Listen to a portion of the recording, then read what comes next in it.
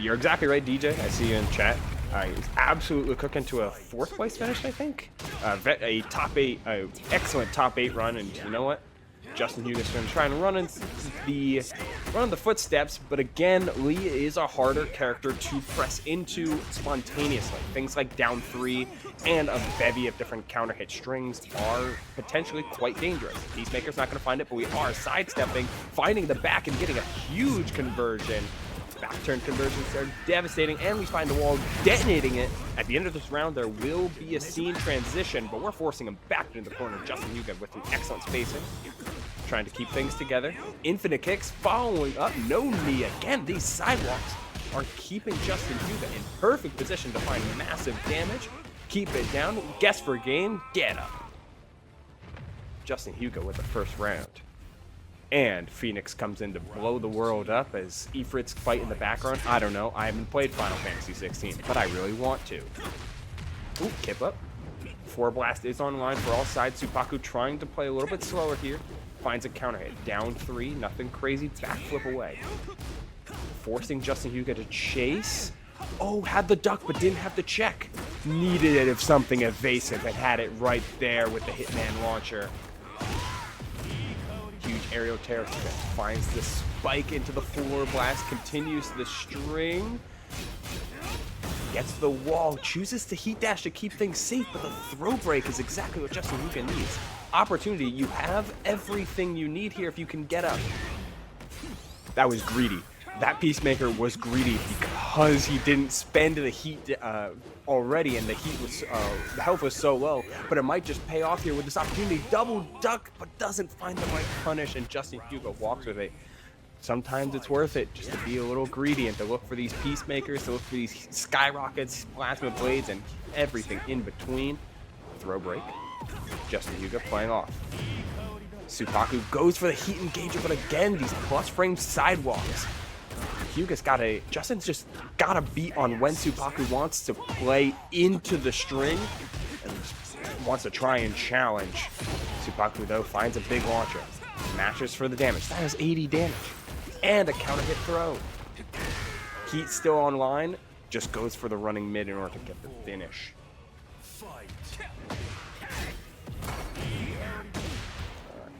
Challenge with an early heat burst, but it was a floated top knee, I think. Didn't get it quite the height you're looking for. Running low on heat already. Man, okay. You know, court will go back 3. Covering space. Oh, the counter hit down 4-3, or down 3. Nothing crazy. Hitting low, another counter hit knockdown. Oh, the Rager. This is going to bring us to a final round of game number 1. Supaku making some excellent calls already in round 3. It was about keeping the offense rolling. In round 4, it was about responding. Round 5, this might be a further emphasis on the responsive game plan, but this is your heat already gone. JustinHyuga with a chance to really gain back some of these control. Looking for some more plus frame sidesteps, maybe. No, just keeping the pressure alive. Down 3. And we pick up the combo. Opportunity gets the tornado. Strong aerial tailspin, but can't realign with heat burst. Instead, the 1-1-1. Not found. Finds the knockdown. No guarantees afterward. Yo, that Flamingo stance set up for the heat engager. Guess for game. Goes for the mid. Then the sidestep low. And Justin walks with it. Sheesh. Oh, we're just running straight back. A randomized stage here. It's not required in this rule set, though it is required in most in all of the Tekken World Tour. Sidestep down 4-2. No matter who you got, it works. No matter who it is, it works. Chat is insane right now. Oh, chopping low. Just the evasiveness off of this. Down 3. Supaku looking just to commit to something evasive in order to try and find those counter punches. Oh, gets the wall splat, but no tornado off of it. Instead, you down 3 once. Guess for game. Last hit, crouch, looking for the crouch jab, but got caught. No heat used on the other side. Didn't need it. Homing low. Trying to catch low with the flappy kicks. No dice. Oh, these trades. Oh, they're just pressing into each other. It's dangerous. It's spectacular, but it's dangerous. Oh, big launcher. Nice patience on Justin's part, who gets a chance to throw things out. Just frame skyrocket, and we're hopping. It's a side hop. Hopping away on that right flamingo in order to get a huge launch. Gets the wall, looks for everything. Doesn't find much. Instead, heat smash. Guessing. And you're guessing wrong. Going low again. Emphasis on low pokes for round finishers on Justin's part. Every time there has been one, Supaku wanting to start off with some low pokes of his own. Instead, he gets a low parry. And it's going to do a little bit of extra damage because of the floor blast. Not like this. Not the hop over skyrocket. Luckily, Supaku didn't fall for that, but he does get caught. Right flamingo hell sweep into the heat smash. Last opportunity to survive Peacemaker into the power crush to call out the kip up, and 3 rounds just like that. Justin on point and in control after a very, very tight first game. Well played and well done. Hwoarang looking good.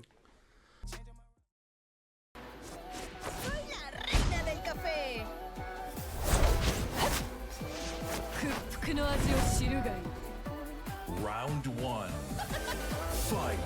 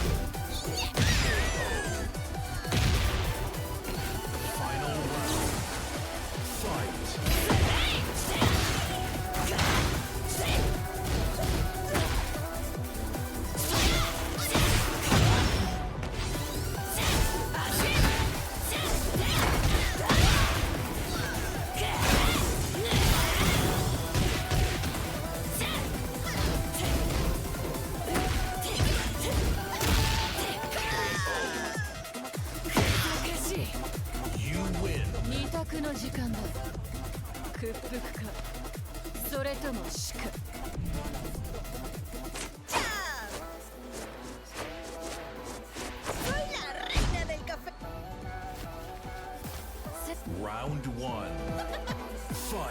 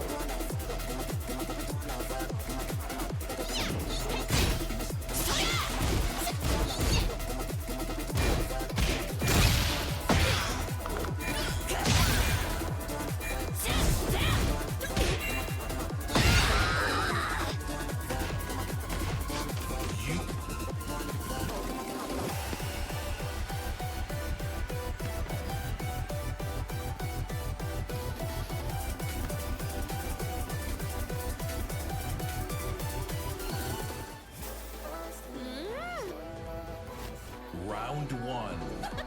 Fight.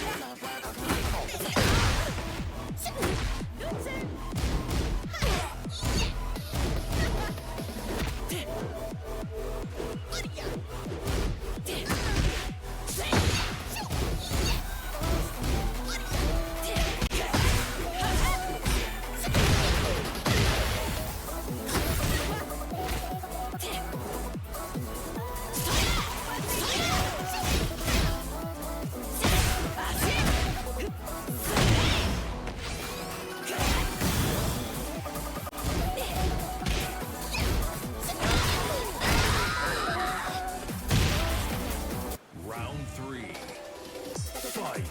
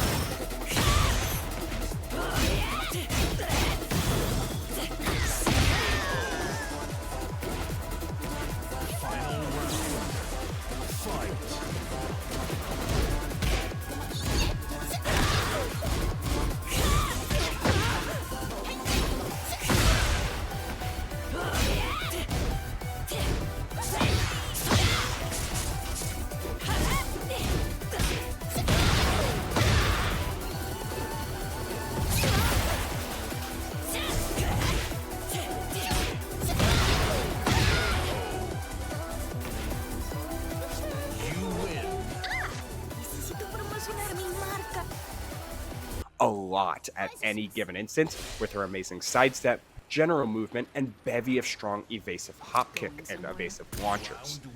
Nina is a character that can check and lock down any character because she's just so good with all these down forward one cancels and counter hit strings. It's just a matter of, are you following the right person and can you get into the right zone? In which case, hey, I mean, we're in Grandpa that is right kind of zone. moving in right now. Yeah, pushing CringeCore to the wall immediately. With the, you know, like you were mentioning, the down 4-1s and the Heihachi set cancels. Good blonde bomb right there. Grandpa totally gonna get that round. Oh, JohnnyJuhu. Okay. Yeah, looking good on the start already. Have to make these. Oh, big... good low kick. Yeah, I was just gonna say, you have to make some of these plays count. Alisa needs to be master at range like 1 to 2. Not even range 2. Like range 1 is where Alisa really needs to dominate with high range, high evasiveness, mobility, and power. If you let Nina gain control at this spacing, oh, it gets hard to play around it. But an excellent heat engager gets a huge heal and some plus 3 with a nice box jab. And spending that cash immediately, trying to add some plus frames, make CringeCore press the button. They're gonna get that jab punish and the wall rising punish coming in for Johnny. Push Cringe back to the wall and another wall splat. Oh, that's really close there. Just canceling with the high sheet steps and getting that down forward one check. Right there, CringeCore gonna pay for it. Oh my god. Just committed to it. Guess. Yeah, I committed to the whiff there, and they're like, I'm gonna do the full string. Oh, the launch there. Okay, CringeCore. Yeah, try to make up for damage. Apply those big screen 50-50s going low again. Low for a third time, but that's a wall rising punish. Devastating 35 damage. Oh my god. Another one calls out the high and gets the tornado off the low wall splat. Step on it one more, goes mid again. And keep in mind, JohnnyJuhu started off that round poking low. I think it was like 3 just low pokes in a row, uncaring about the follow-up punish. But in that final round of in the final hit of each round, it was always a mid poke, making sure that CringeCore has the lows in mind first before getting right back to where Nina wants to be, which is the right in your face, Hayashida step, cancel, guess. And you guessed right wrong. here. Just like that. Jesus Christ, JohnnyJuhu is kind of going in right now. Good low. Making CringeCore guess. Good blocks there. That's punish. That's not the right punish there. tough. Oh. Getting in here. Was that the start of a wipe the floor? Like a... Oh, okay. That was, I think that, yeah, Johnny was wave dashing actually. Oh my god. Or crouch dashing at least. Gonna drop the combo there. Nice. Good block on the slide, but not gonna get the punish afterwards. Good. I mean, I think we could have gotten a different punish after the punishing that spring kick.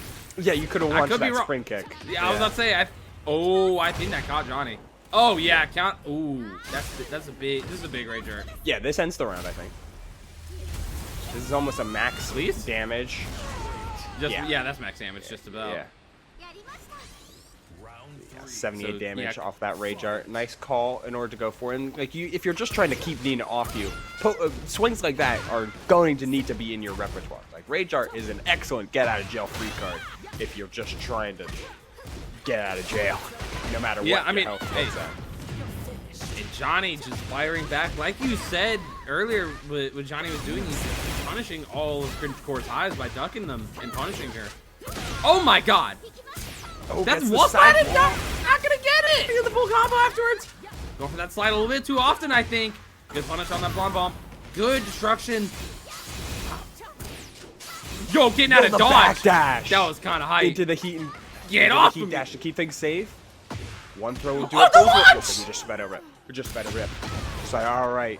I'm going to swing this launch. If you want to play movement, if you want to represent not pressing a button at the start of every interaction, then I'm going to let these launchers rip. I'm going to let these launchers rip because you're not pressing first thing. You're moving first thing. Oh, the wall splat. Not going to get the combo. Opportunity. Excellent stuff from CringeCore. The adaptations are real. Keeping things alive and steady and more patient after all of these pokes. On the low bearing from CringeCore.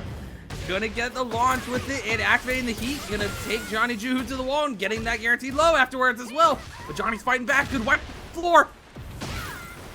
Oh, and the blonde bomb after. Yeah. So that's it. Trying to keep this round alive. Going for a huge mid. Heat engaged. Poking now with heat fully available. Spends it on a heat smash. One more opportunity. Oh, they didn't press. Yeah, he's blocked. Faked him out there with the plus frames.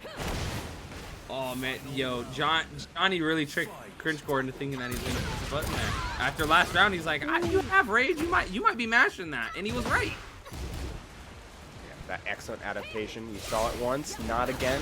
Looks for a down 4-2 on a potentially a big engagement or some sort of approach. Looking for any hits on these approaches. Johnny trying to play at an extra step backwards. But especially because of these side steps from CringeCore, who has seen a lot more success off of the mobility. Look at this. Look at the full combo off of it, too. Not going to get the tornado there. There it is. Pick up. And not going to kill. Yes, he will off the low. He went for the setup afterwards. Yeah, it's tough off of that sidewall splat, so I understand wanting to go for a extra pickup instead of trying to manipulate what was already going to be a weird combo that like tornado already spent, no heat burst type stuff. So makes sense. Understand what you can and can't do. Sometimes just looking for the next situation is the best thing to look for. Absolutely good look there from Johnny. Getting a wipe the floor and guaranteed setups. Good block there from Cringe, but Johnny's answering right back with the crouch and launch punish. Get into the wall, activating the heat, and do some come Nina stuff. Oh man, that's a big 75 damage. Good wipe the floor again. Wipe it. Be cleaning that floor now. I think that's a really clean floor now. Yeah, hey dude, stop cleaning it. Man. Hey, these low pokes go crazy. We're not getting any of these dares. Oh, there it is. So I just had to like pause because my entire thought just got cut off. Because I was wrong. We saw instantly, like, oh, we're not getting a lot of those counter hit launches. There's one. There's one right there.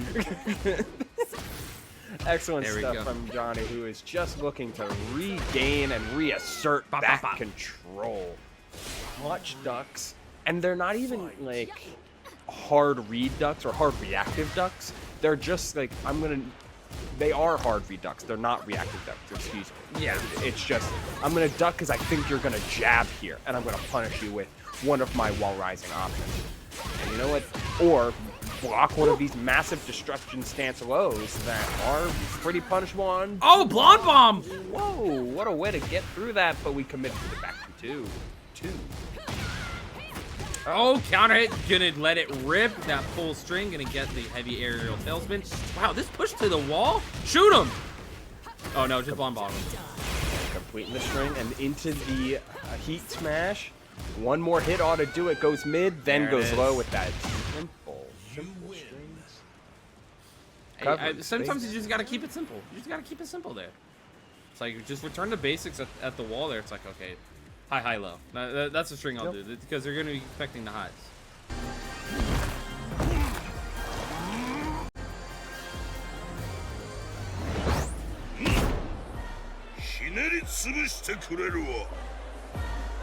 Round 1. Fight.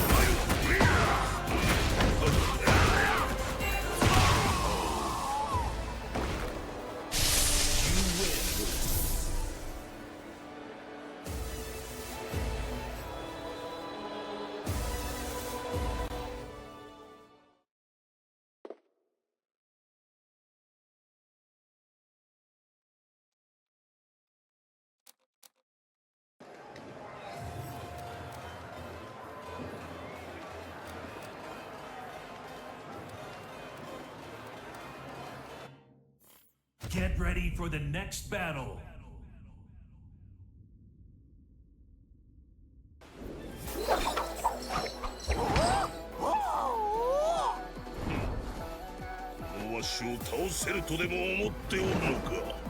Round 1.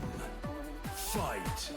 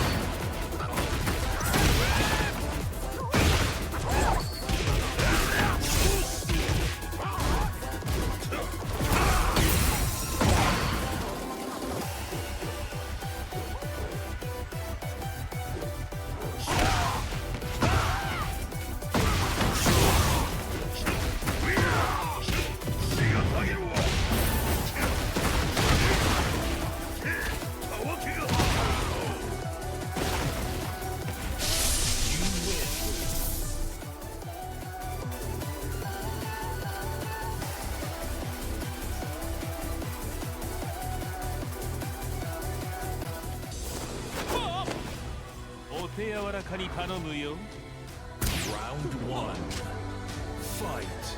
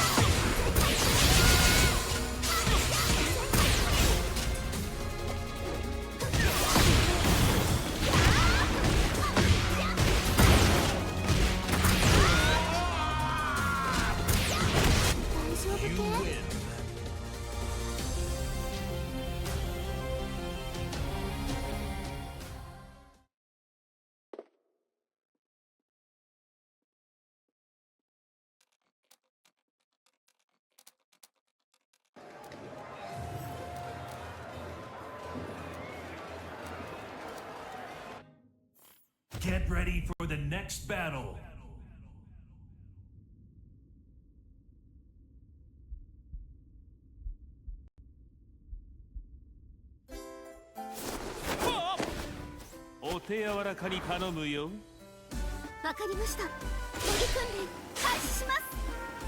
Round 1.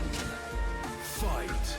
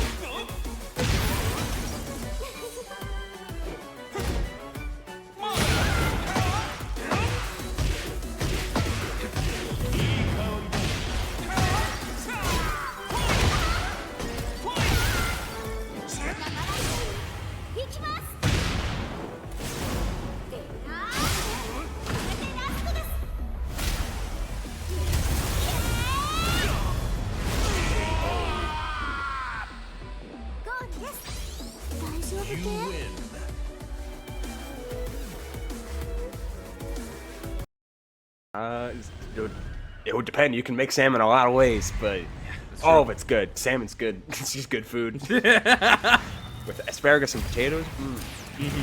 Love that. Alright, we have got our character locked in. The ThePiedPiplup. Lock it in the Alisa as saw, but it is on the other side. A Lili. A Lili. Lili. Raised by wolves on the Lili. Interesting. Feisty rabbit, raised by wolves. All things in between, but kind of in a hard spot to go with right now. Is okay. 1-1-3, keeping things steady into the counter hit. throw. Okay, yeah. Counter hit throw too, because ThePiedPiplup went for a power crush there. And raised by wolves gonna close up that round by seamlessly coming from behind there. They were at the wall and they were not looking good. Came back there. ThePiedPiplup answering back instantly, getting that wall. Yes, sir. Oh, what? Not gonna get the follow-up afterwards? Yeah. Oh, man, that's unlucky. One too many wall hits. The spot wasn't a high spot. I think it was just like normal. So couldn't commit to the full wall extension. Oh, and then Heats got caught with a heat smash. But it was scaled. It's caught in midair, but gonna get the big slide after Feisty Rabbit. Not gonna tech the throw though. Look at all that gray life you got to build up, ThePiedPiplup. Yeah, all of this is recoverable though, so everything, no matter how much hits you put out, yes, it was imperative that ThePiedPiplup keep up the offense, because even if they didn't land a hit and if it was blocked, you are still gaining health back from all of it. Nice stuff. Yeah, good charge up low there from ThePiedPiplup. Rocking that Dawn swing, the classic. Gen 4, Gen 4 homies, shout out. Oh, did not have enough health to eat it. Yeah, that Power Crush not gonna be able to eat all of it. RaisedByWolves not looking too bad, but a little bit.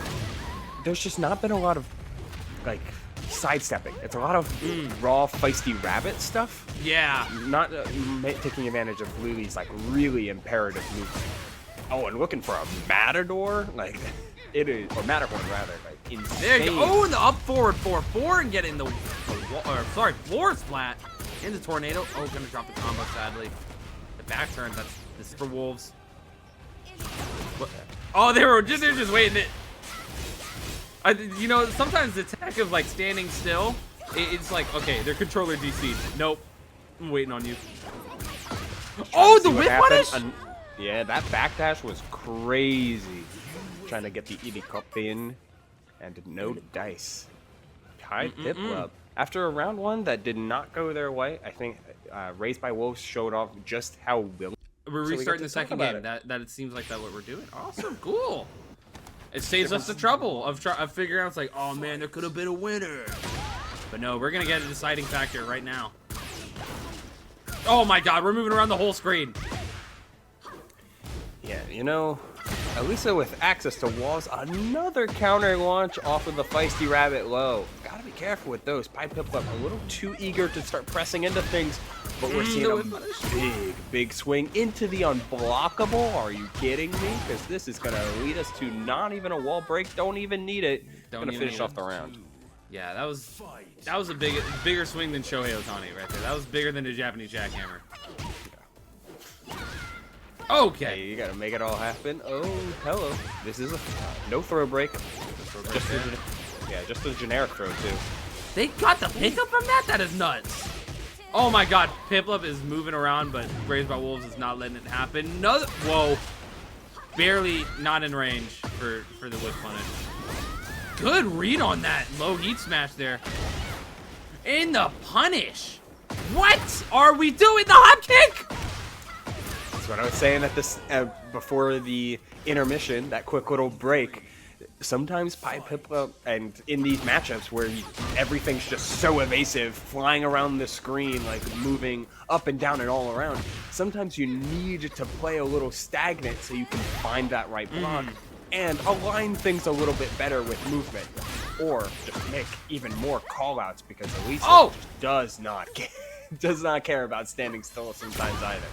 Oh, the unblockable! Oh my God, ThePiedPiplup! No.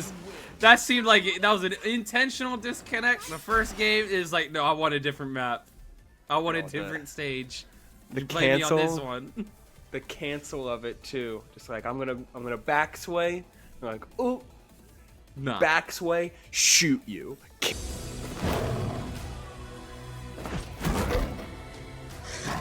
Round one. Fight.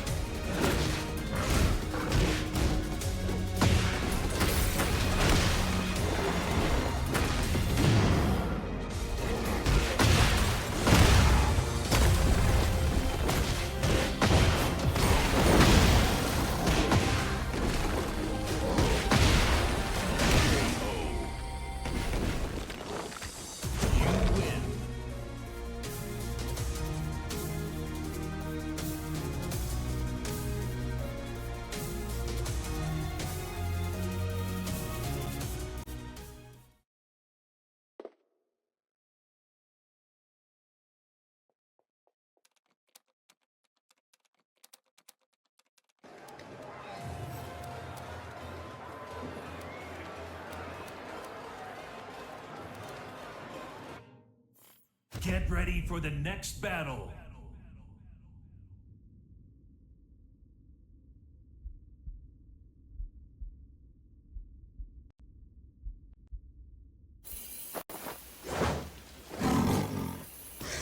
Round 1. Fight.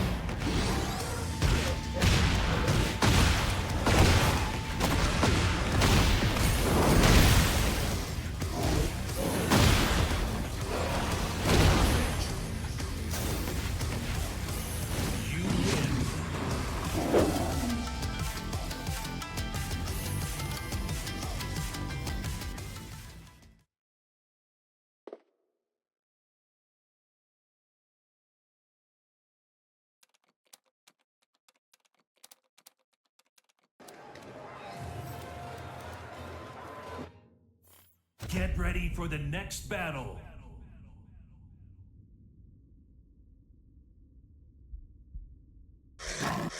Round 1. Fight.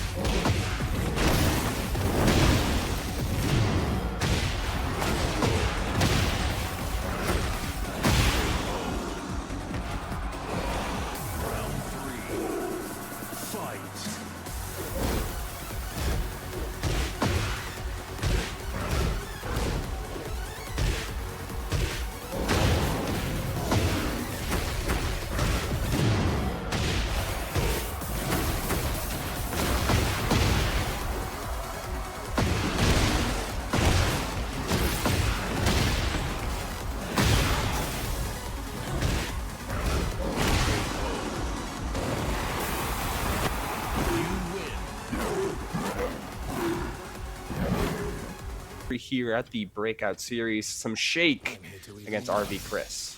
Oh man, that's gonna be good. This is gonna be good, my friend. I mean, RV Cris, the classic, dude. I mean, one of my favorite Clive players. Oh, wait. Oh, controller? Oh no. Oh. Connection? Oh, no, nope, he's alive. He's alive. We're locking in. All right. You have to take a sip of his Mountain Dew. Oh, always need the dew. Oh, what a low parry there. Yeah, or gamer subs, whatever your preferred gamer drink is. Breaking the wall. And leveling up the Zapatsuken. It's going for plus frames off the Phoenix Shift and then finding a big launch. Not too much damage though, was too close to the wall. Running 3! I like it coming in from Shake. Oh, getting that wall too. Are we gonna break this one? I would be surprised. Because we're going for Oki. Oh, Xiaoyu loves the close-up knockdown. Get up. You play the mix-up. And you're going to play that mix-up wrong. Shake finding the first round after a bit of a rough start, but Cris is making for the big swings and playing the close game. This is kind of the biggest weakness of Clive, is that the ranges that Xiaoyu wants to press a lot of buttons, Clive just doesn't really want to press any buttons in those same ranges, so Shake just gets full range to get going with all of their mix-ups. Meanwhile, Cris just has to block. Yeah, what a good wall combo there from Cris and with Bahamut, but gonna get his back against the wall. Answer with a sliding, using wind-up punch. That back 1+2 to parry. Good sidestep, and he punished with sidestep 2-1. That magic burst. Right there, you like to see it. Cris getting around on the board. Down, crouch down 4-2. And the Demon Breath. Real good defense. Oh, the charge up off the heat string. You know, the same holds true. Yep, the same holds true in the inverse of what I said a little earlier, right? When he's like, hey, those ranges where Xiaoyu wants to play evasive to get in, those are the ranges where Cris wants to press all these big sword buttons. No parries allowed. Just try and find your way around them. Oh, what a whip punish! Yeah, that whip punish on the magic burst there. Shake is going to end up with some big combo damage going into Hypnotist, getting that low sweep. Oh, he's trying to get... He went for running 1+2 3 times. Cris, you're a madman. Shake is going to punish him for that. Going to take him to the wall. Not quite. Yes, sir. 8 seconds left. We got to look at the time. Look at the time. Oh, went mid. Oh, he went for back 3. Oh, my God. The forward 2-2. Cris going to get the round. I think Shake might have been trying just to do enough pokes that were able just to control the game through the entire time, but just ran for the timeout, but just ran out of time. You hate to see ran out of strings. Oh, hello. That's a counter hit launch. Yeah, I can't see. I mean, I saw Cris was going for one of Garuda's moves there. I couldn't tell if that was forward 3 or down back 1+2. Does not matter. Shake is going to get the round with that low sweep attack. And we're tied up, man. Final round here in this first game. Tries for sidestep 2. Oh, good sidestep. All sidestep into the Phoenix Shift 1+2. Look at Phoenix Shift 2, rather, I believe. Just going for no, the 1+2 was there. It was 1+2? Okay, good. Making sure. Oh, he delayed magic burst. I like it. It's a Bahamut. Giga Flare. 53 damage off in the blink man, of the night. they have gutted that attack, man. They had gutted that attack. When he came out, that move did 30 damage in a combo. That move was nuts. Yeah, that's a little much. Oh, the launch! It's a big launch. You're getting at the wall too. The wall is guaranteed. It actually cuts the combo short. Has to take some guaranteed. Excellent delay. Oh my God! You get the wall splat. Yep. And finish off with his Zapatsuken. Yeah, nice way to end any set. Yeah. Hey man, Cris, he was doing it last week during No Frames Given, man. He ended any time he had Zonkatsuken above level 2, he was ending the game with it. It's such a cool move to look at, too. Yeah. No, it's worth it. It's worth it. It's when you build, you deserved those levels because it takes a minute. If you're not focusing on the moves that build up Zonkatsuken, you know that the ones that with Odin's sword. I think we're just gonna. Okay. Yeah. I think we're getting a stage swap. For the next battle. Yeah. Okay. I could not tell because I thought they pressed rematch and then we saw a black screen. I'm like, what? Now I got them. They're getting ready for any TWT events they go to. You got to randomize the stage. Either of these two might be going to CEO next. Who knows? That would be. I would love to see Cris in America. I don't think I've seen. I really agree. I think I've only seen him play in the online brackets, but yeah, no, I'd love to see him travel more. I mean, he's sponsored now, so we might see it more. And started off this game, Shake is gonna break the balcony. We're already going downstairs, folks. We got 2 more hazards to deal with now. Yeah, trading the damage. You know, we got to the wall anyway. Oh, So what a punish on the kip up! And Shake gonna take the round there. Yep. Didn't need to keep one wall, could just maximize the damage on the combo and get to the next one. All the same to everyone. Hello! Oh. Not the empty jump low. No, Shake not gonna get the playing? combo after it. Oh, Chris didn't charge up the heat combo. Pole dance. Yeah, Good, going down, for the bolt down boot. Trying to keep the plus frames going, but this close range is where Clive is kind of just has good safe buttons, but doesn't have a lot of them. So Xiaoyu can really take her turn. Now this is where Chris wants to stay. Ice Age and into the running 3. Bolt boot for the plus Oh, frames, Shiva into the sweep! down back 4. Yeah, I like it. Ending that combo off with Demon's Breath. Shake gonna activate the heat. It's gonna hit. Gonna spend it immediately. Get the plus frames. Hypnotist. Gonna go through. Mid-low gets blocked. And the throw does not get broken. Ooh, man. Ends that game.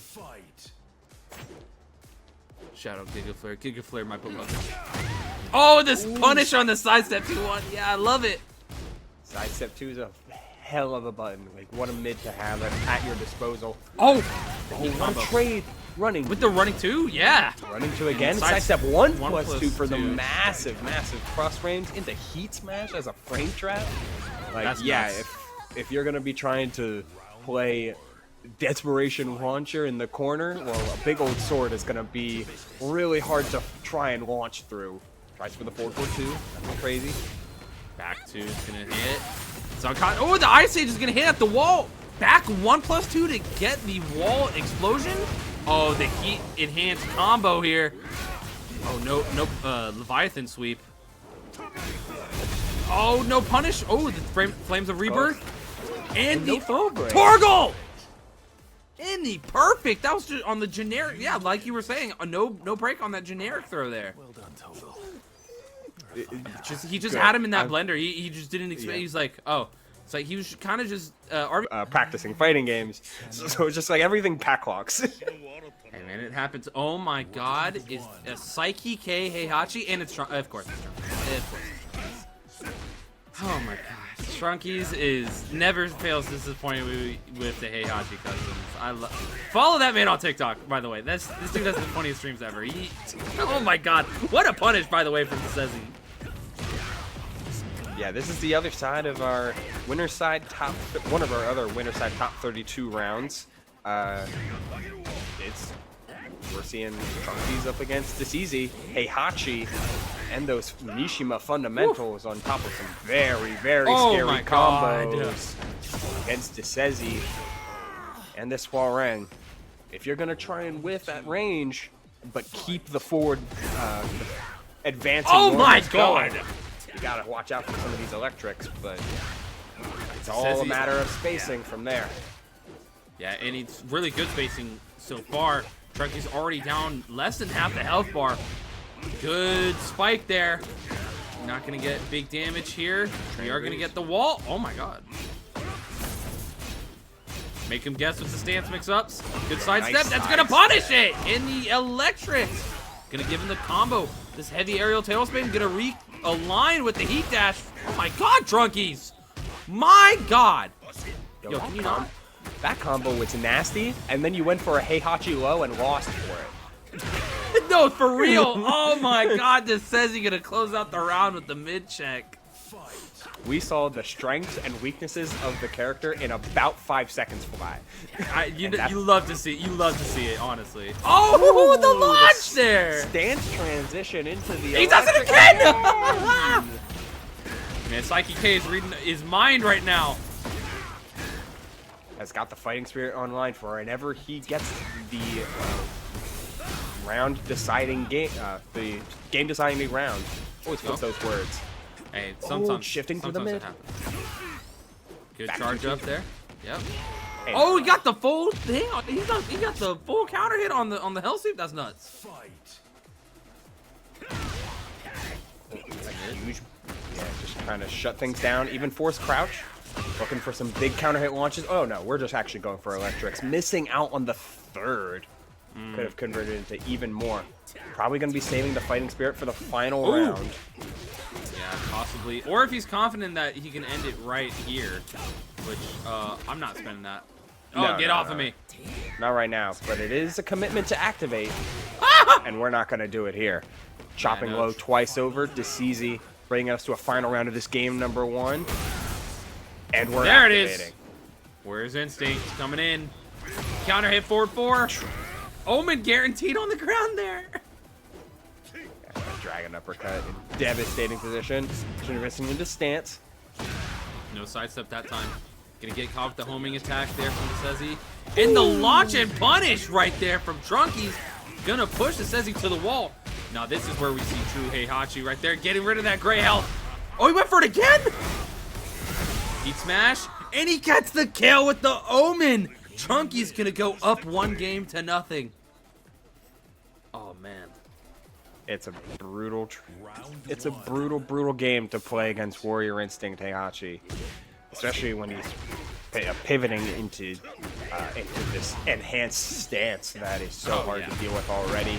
You get more parry properties. Everything deletes gray health. Like it's just a lot. Oh, what a duck. Yeah, Trunkiez not Oh, able the to delay. get anything. Oh, the power bomb. Oh, good Has to win. heat there. At minimum, that heat burst does trigger the first step for the Warrior Instinct install. So absolutely huge that he picked up. Whoa, 1-2, 1 back to 2. That's a string, but as an excellent punish. Looking for 4. Ooh, what a punish on the hell sweep! Oh my god! You know, because I was about to say, like, one of my favorite things about Trunkiez' playstyle is his constant cancels of the automatic switch to stance. Because he'll go right into Raijin or something, and he's immediately he's holding back to get out of stance. To, you know, mix up a little bit. Good sidestep, the 1-1-2, not gonna get the wall splat. Right there! That stuff, that'll throw me off instantly if I'm playing against him. And finishing off with the hell sweep. Round 3. Fight. Down forward 1-2 is just like such a glue move or combo sequence, however you want to phrase it. It's such a glue sequence for Heihachi, being able to constantly say like, hey, if I do this at the just frame, I'm +1 in mid screen, and I get to like, jab or wave dash or move forward or just take control. And you see here, Decezy's just not letting him take control, because when Heihachi has control, things get damaged. Really scary. They get scary, bro. Real scary. Oh, God. You don't want Heihachi. Push you to the wall. Another back Oh, two, no but it punish! wins, no punish. Heat smash going in. Good overhead. Good low.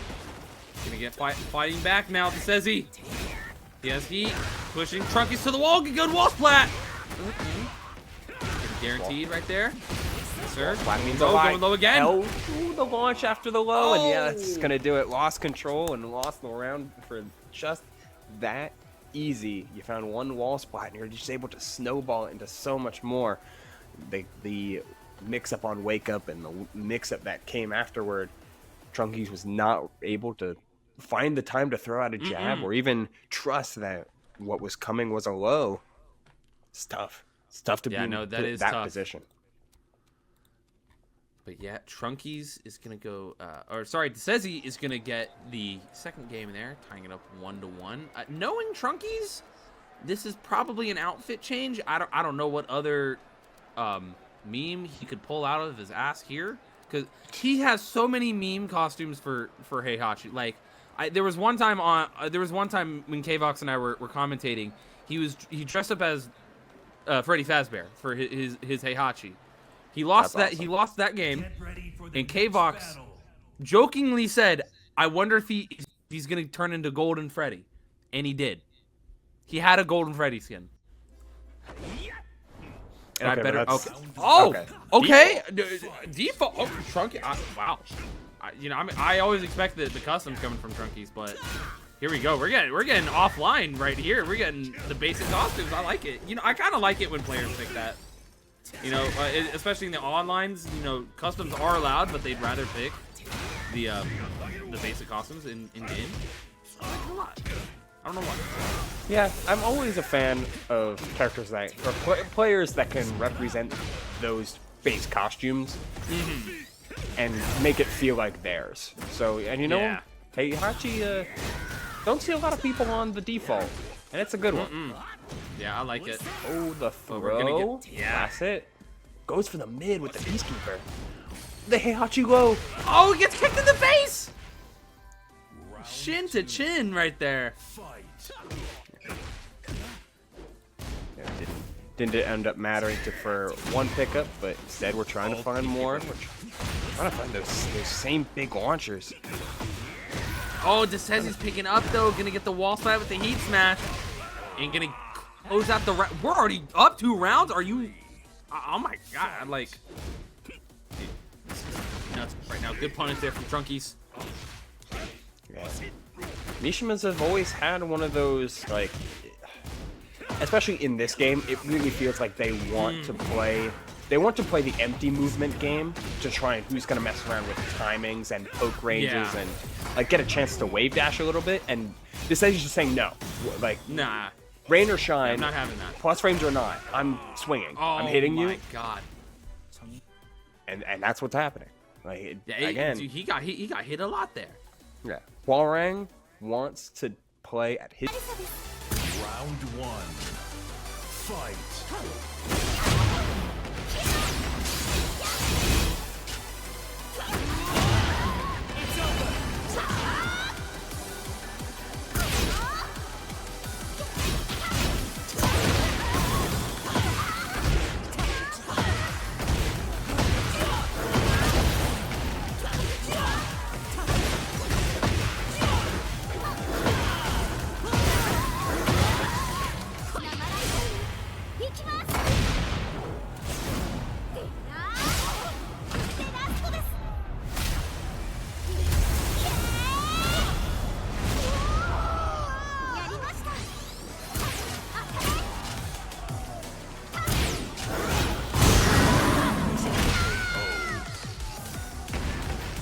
Round 2. Fight.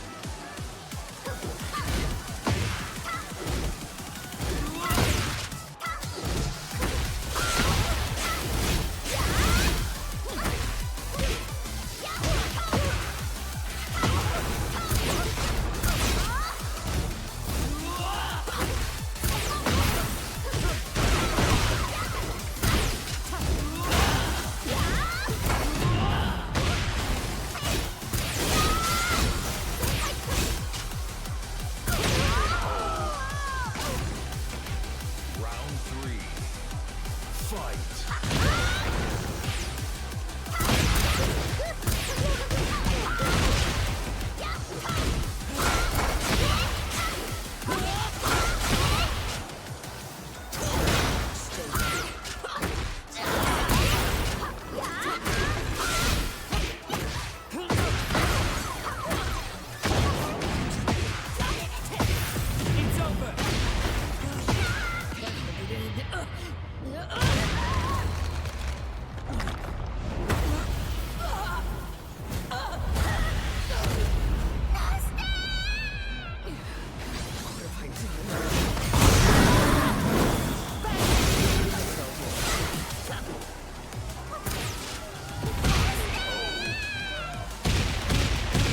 Round 4.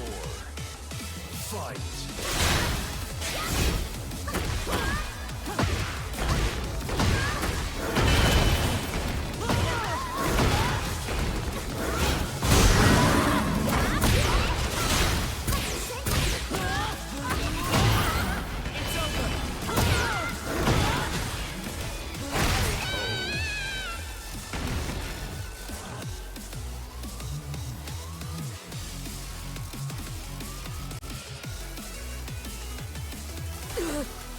Round 1. Fight.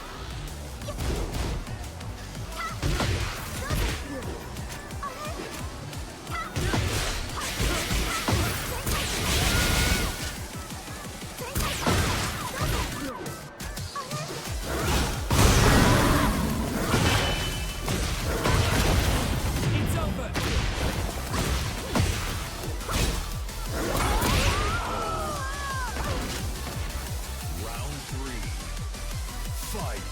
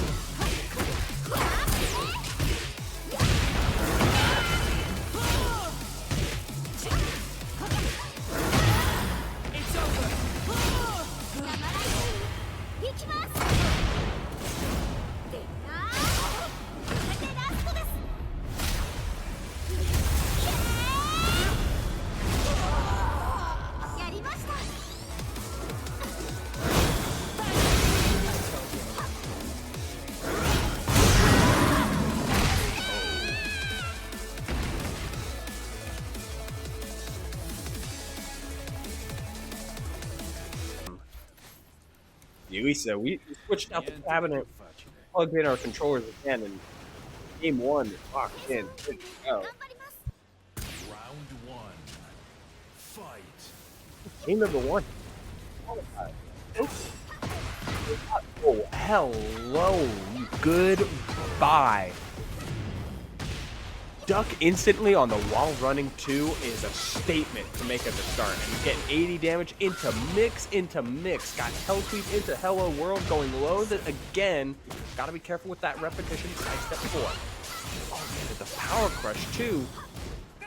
Like Nick RM just instantly playing with a different level of information, going mid again. Alright, these full screen type of options are powerful, forcing some big reversals from Divine Exorcist, and you know what, a hop kick ought to do it. Get into the wall. Claudio's wall carry is quite insane, but the tech rollout shuts down Divine Exorcist's instant offense, trying for the back 2. Forward 3, nothing crazy. Oh, these side steps are insane for Nick RM, and Divine Exorcist unable to really lock down the movement. Gets her out of destruction stance though. Nick on the back foot again, tries for the 4-4-3, no dice. Back 2. Holding things steady, and there's the running 2. Finally able to start the offense, and there's the wall splat. Gets the full combo, sidestep 4. Looking for the mid that time instead of the low. Keeps going with these mids. Not trying to let Nick get away with a quick sidestep, but oh man, 10 seconds left. This is a float combo, but converting into the Rage Art. If this doesn't take the round, I would be mighty surprised. This is float and tornado, very scaled, but it doesn't matter. Round 2. Going to Nick RM on the verge of making a second upset of the night over the 4 seed here, or at least for a game. But this throw on the power crush is huge. Divine Exorcist a little early on the running 2, mind you. Hasn't really been able to lock in Starburst for a long period of time. Finally gets the Heat Burst going. But these side steps are insane. It's forcing very high delays, but we're keeping the steps going. Nick RM trying for a 3-0 sweep. Hello World, keeping the plus rooms going. Locking down with Destruction Stance and going for another huge range. Mid. Cutting things down and locking down game number 1. Nick RM moving. No worse for wear, and we're going into game 2 right off the bat. And instantly a heat engage. Tries for a throw. Slight miss, and that's a launch. These quick sidesteps and sidewalks from Nick are still so potent. Season 2 sidestep is devastating. Nice low block. Keeping the poke steady as we find the back again. These advancing normals from Claudio are kind of getting stepped and blown up. Heat dash. Keep the combo simple. Finds the tornado. Finds the follow-up. The wall finish. 4 rounds straight for Nick RM. I was expecting this to go insanely close. Real back and forth. But instead, Divine Exorcist just on the back foot constantly. The pickup with the power crush is brutal. A nice throw break, trying to set up for a long-standing neutral interaction, and instead we find the float. Gets the hop, gets the string to the wall, finishes with the wall combo, side step 4, into back 2. Anything to lock down movement, lets the delay in the string to track. Nice stuff from Divine Exorcist to keep the movement down. Still poking, attempts for the Shoryuken, but no dice. One hit for game on both sides, and the counter hit slide. Oh, doesn't finish. The low hit of the wall combo doesn't matter. Excellent pickup. Round 5. Hello, counter hit picks up the starburst. Trying to play heavy offense now. Ooh, the counter carries the heat engager. And Nick finally drops a round. Divine Exorcist playing at more immediate timings in that round. Shut things down. Shut down the movement, shut down the tempo, trying to gain some semblance of control. Instead, we're chopping low. Another throw. Grabbed it. Yeah, no, I like it. Oh, yeah. Welcome back. Nick RM is putting on a show and making man, it I see it. known. Man, Divine Exorcist, you gotta fight back. You getting counter hit. All right. You got punished for that power crush there. Oh, good duck. I am not taking that. The destruction stance is devastating. Side step. Oh, the side step. God, Nick RM, you're nuts. That's 3 rounds. 6 rounds to 1 off the course. That is nuts. Dude, shut down, closed the book, and locked it away. That. Round 1. Fight.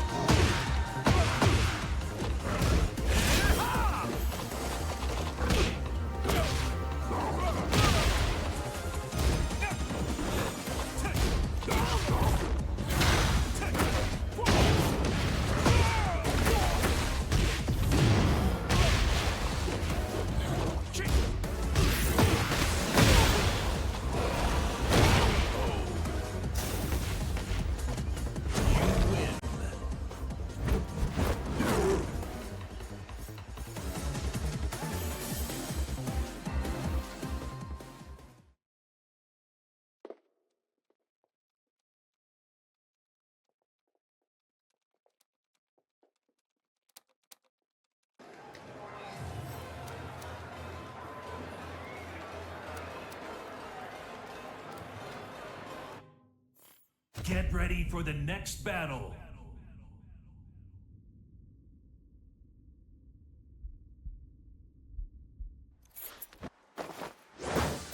Round 1. Fight.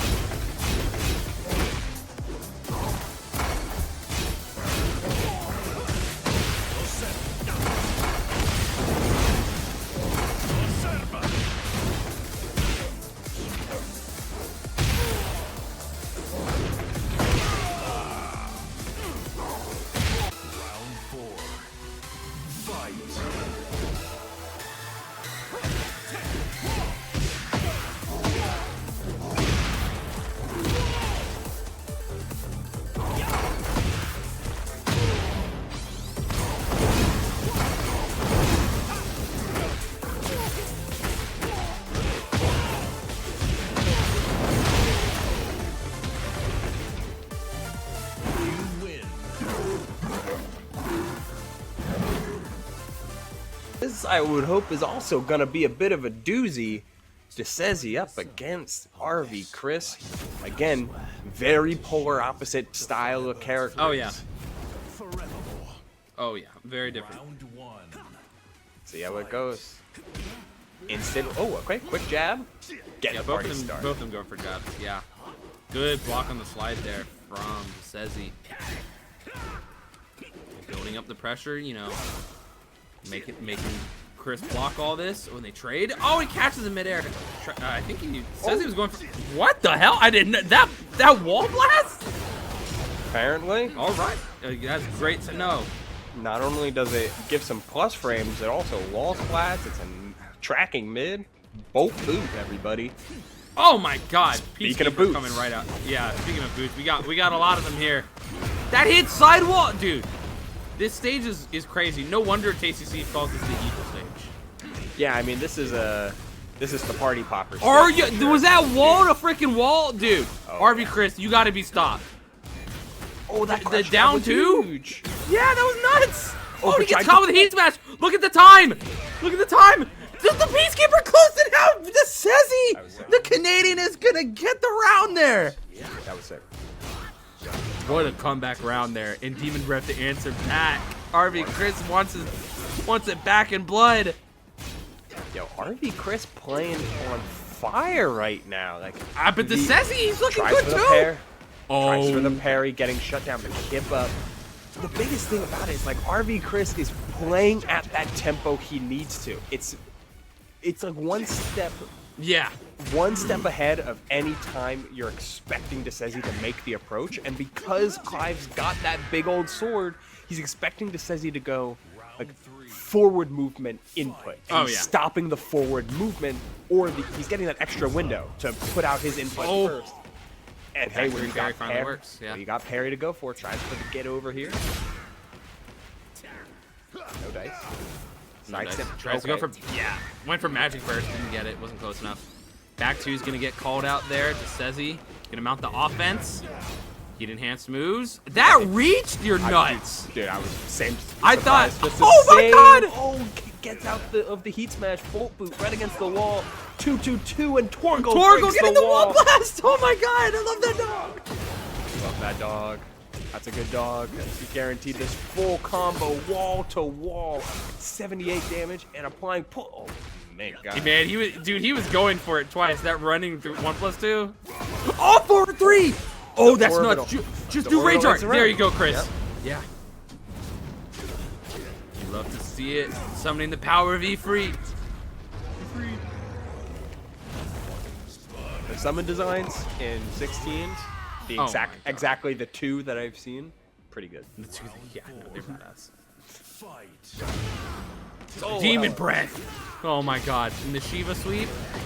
Tries Oh, went for the down charge that up. Yeah. Yeah. Last time RV Cris didn't go for the charge up. Get over here. Yeah, you saw it. You saw that. You saw that. I saw. Dude. Yeah, you saw him. I know you did. I can't say anything, but you saw him. I know now. Oh, the back three. I like it. The parry. Tries to shut things down, keeping the space. Oh, and then oh, nice. He had enough frames to block that. Okay, that was not a true parry there. And the slide finally works out for Cris. RV Cris gonna get the first game here. Oh, high tempo play. That's high tempo play. He's not taking over the tempo that Hwoarang wants to play at. Instead, he's playing even faster than Decezy wants to. Only shutting down that little bit of like forward or sidestep movement before the approach comes in. And it's with a big old sword and a very, very friendly dog. You're able to shut things down before they happen. What a guy. What a dog. What a dog. What a good dog. Get ready for the next battle. We're going right back in this. Going to the celebration on the scene. Going to Bowie. A little bit of Paris. A little bit of Victor Stay. Whoa. Okay. We're in the particle accelerator. Okay. Good punish there. Yeah, simple. Keep things easy. Bolt boot for plus frames. Down one. Oh, sidestep 2-1. What a punish. Oh, yo, the repositioning? Yeah, that sidewalk was huge. Trying for a full combo, but just slightly off. Decezy forced to spend the heat dash though to stay safe, and it was absolutely worth it for this wall position, and he's gonna make it count. Finding the low, high. Stop. Just what? It's like Leviathan shutting things Leviathan! down. Hey, if it makes you feel better, I haven't done the DLC, so I have no idea what Leviathan does. Oh shit. Oh, okay. Decezy going in right now. Calling out the heat rare? Nice patience on the side of Cris though. Knows that you can take a lot of the chips. You just can't always let Decezy launch you. It's worth it to take those little bit of, it's worth it to take those little hits over and over and over if it means you get a chance to play the game after and find either control or a launch. But Decezy's been solid on defense, shutting down anytime RV. Cris has been trying to get some Phoenix Shift going. Again, the Phoenix Shift 2 gets blocked. Yeah, really trying. Really trying for it. Yeah, Decezy's moving right now, man. Getting with these stance mix up, the Flamingo stance changes.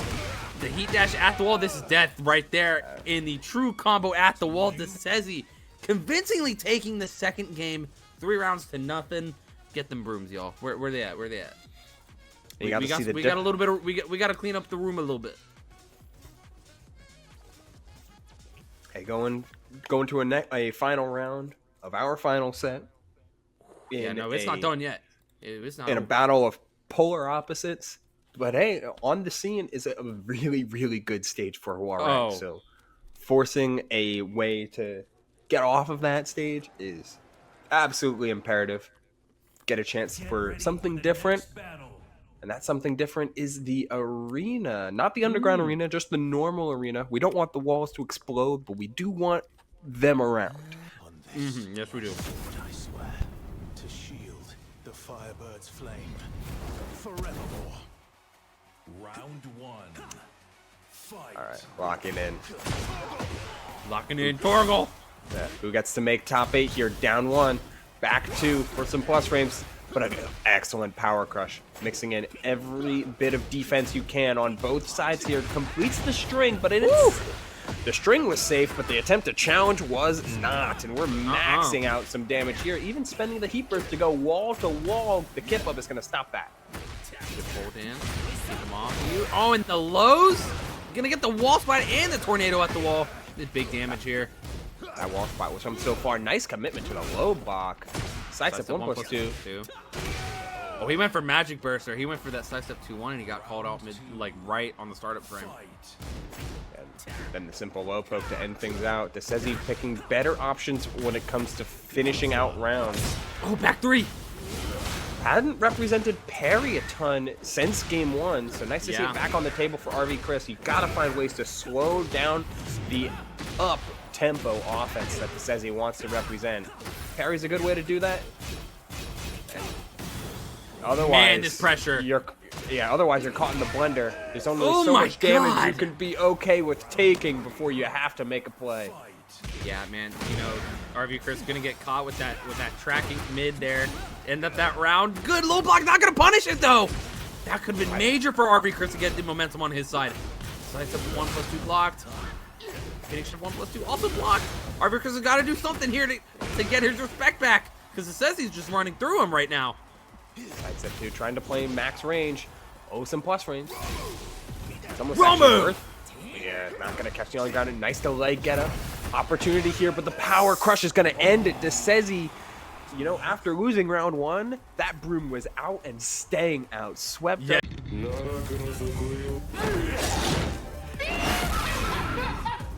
1. Fight.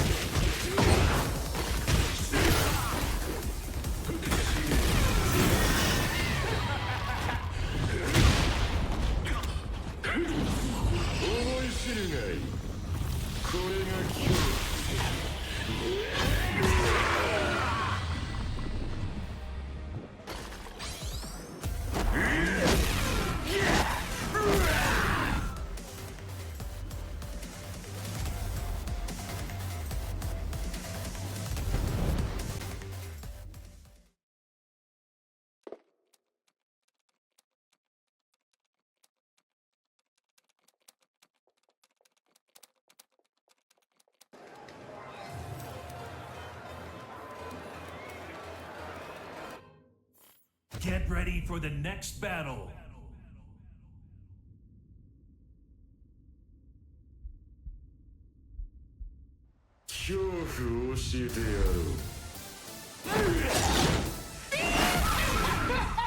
Round one. Fight.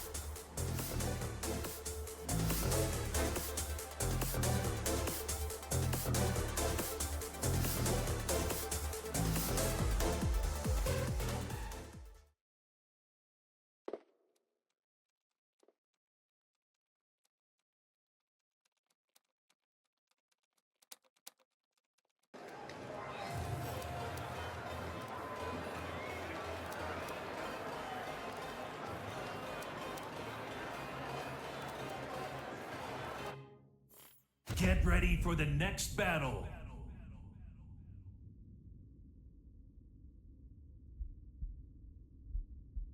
恐怖を教えてや奈落の底へ落ちるがいい Round 1.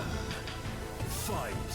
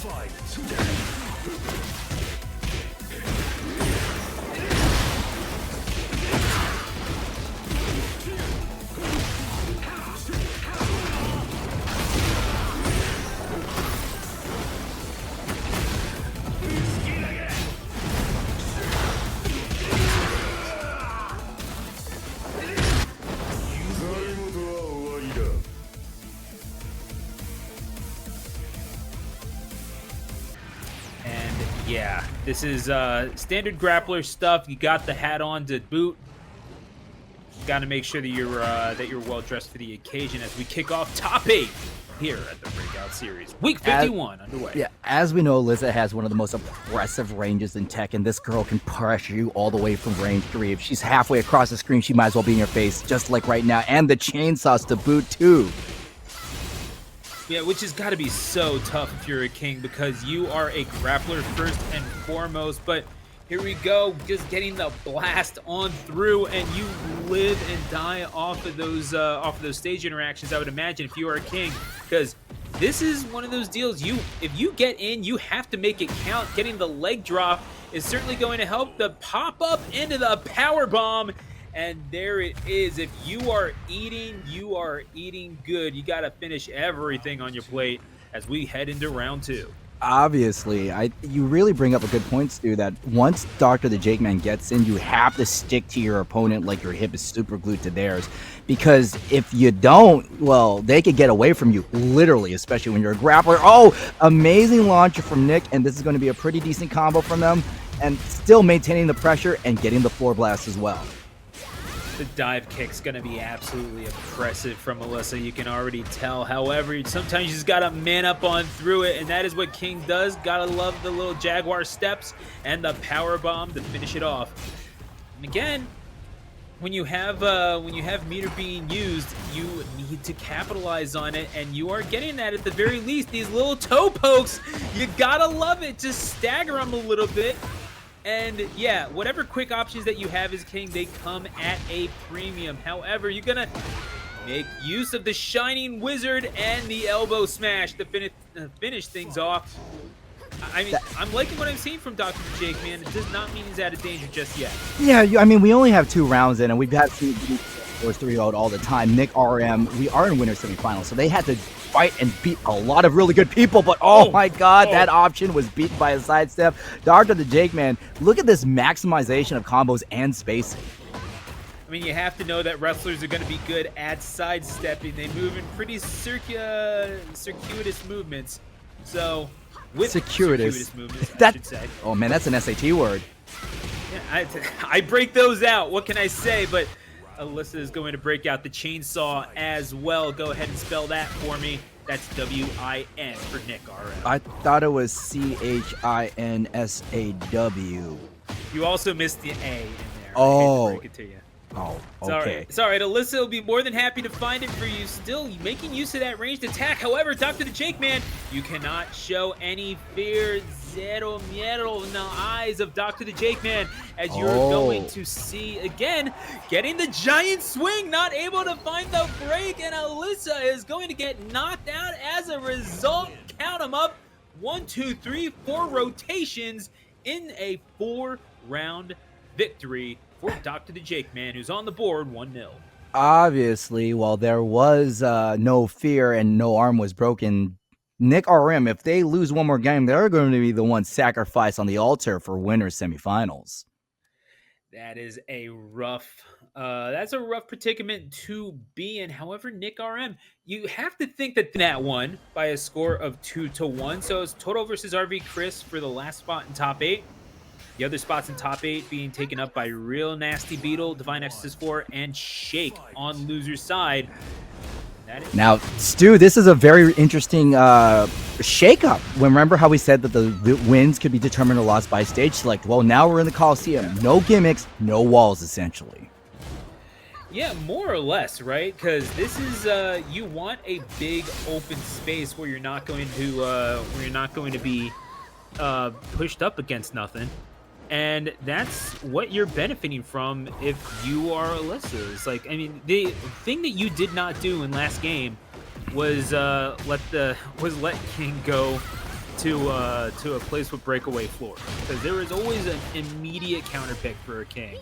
That lost temple with the 4 breakaway floors, and it was just such a great time. And now that oh my gosh, look at this though. Now that you don't have those gimmicks to lean on, this is what's going to happen. Even then, you're eating damage, but Nick RM is perfectly content with utilizing Rage Art to finish off the job to get round 1. Also, it was round 1. Remember, it took Nick RM 2 rounds to get the first win. So to get a round win off the start of the second game really shows that whatever adjustments they made are pretty good. But I guess they're going to be need to be readjusted right now. And with the heat engage, they got it with the big boot with the armor. Oh my goodness. And now just continuing on, the chainsaws to the gut and the slight little pokes, everything that you can do to annoy him, but you got that red jacket glowing, and you know it's dangerous, so you gotta fish him off real quick with a little bit of a pop-up, catch him, and hit him with the power bomb. Oh man, sit out power bomb to be exact as well. Dr.theJAKEMAN's conversions off of every single float is so good. That means that Nick RM can only make so many mistakes because Dr.theJAKEMAN gets all that damage. They got the prescription for pain. Oh, okay. Nice little mix-up by Nick RM. The button did not come out fast enough for Dr.theJAKEMAN. He's going to be made to pay for it. Elbow smashes, sit-out powerbomb, as you mentioned. And gotta... Oh, no. Here we go. All right. With the half Boston... No, wait. The STF... Yo, I knew you were a mark when you said Cero Miedo, but you're actually calling out STF. I like you, Stu. Just like how Nick is going to like the results of this Rage Art at this life, and without any other extra hits, this is going to be a pure KO on their part. 2-1, the first time that Nick RM is ahead in this game. Yeah, no, hey, look, if nothing else, I know my my grappling maneuvers, so don't worry, I got you there. But we do have a couple of bows being thrown by King. Maybe a heal at heart, you never know. But Alisa, oh no. What does everybody want? Yeah, I didn't want to say it. But we're going to get, again, those, okay, the stomp in the shin. You know, give them a splint or two. See if you can debilitate them just a little bit. But again, these buttons, these quick buttons by King, are the key through which the rest of the offensive maneuvers are opened up. Sometimes you just gotta hit them with those buttons until the bar goes down. There's no room for gimmicks, no room for grapples. You gotta get it done the old-fashioned way. That is what man, that King is certainly minus. Now, Nick has been using that ankle kick a lot more for Alisa right there, and Dr.TheJAKEMAN starting to need to guard low. Oh, and that sidestep, that's what killed him in the last game. Yeah, see now, okay, missing with the open palm, and now is going to be made to pay for it. However, this is just enough room for Nick RM to make something happen, and dashing forward, clearing across the screen. That is JakeMan's nightmare. Oh yeah, JakeMan tried to armor right through, but Nick RM, the chainsaws are too oppressive. All of that chip damage, that Gray be here to stay unless Nick RM really wants to put him away. Red jackets alight for both, and we're going to get it beautiful. The Widowmaker, and then into the suplex, and yet another one. You gotta love that from Dr.TheJAKEMAN. And oh my gosh, we just missed the promo of a lifetime from the man. Dr.TheJAKEMAN. Oh yeah, you're right. Goodness gracious, yeah, that's right. So, and that's what I'm saying is, like, Nick RM is a danger down in that bracket, and no, it was a Clive that Decezy wound up taking out. So we are going to see Hwoarang, and I do apologize for the error. What I will say is Decezy is going to make sure that we remember his name. This Canadian Hwoarang means business, and we are stepping straight into the octagon for game number 1, and just like that, it finishes up from go to KO in 21 seconds. Decezy here with the business. Yeah, HeyBroken never even got a lot of time to play, but HeyBroken's been well adept. I'm very surprised to see with the Zafina. When I first saw HeyBroken, they were playing a lot of Claudio. Oh man, axe kick from Decezy. Hwoarang, just an amazing rushdown character, and that 4-4-3, that boot. Look at this, it's always his turn.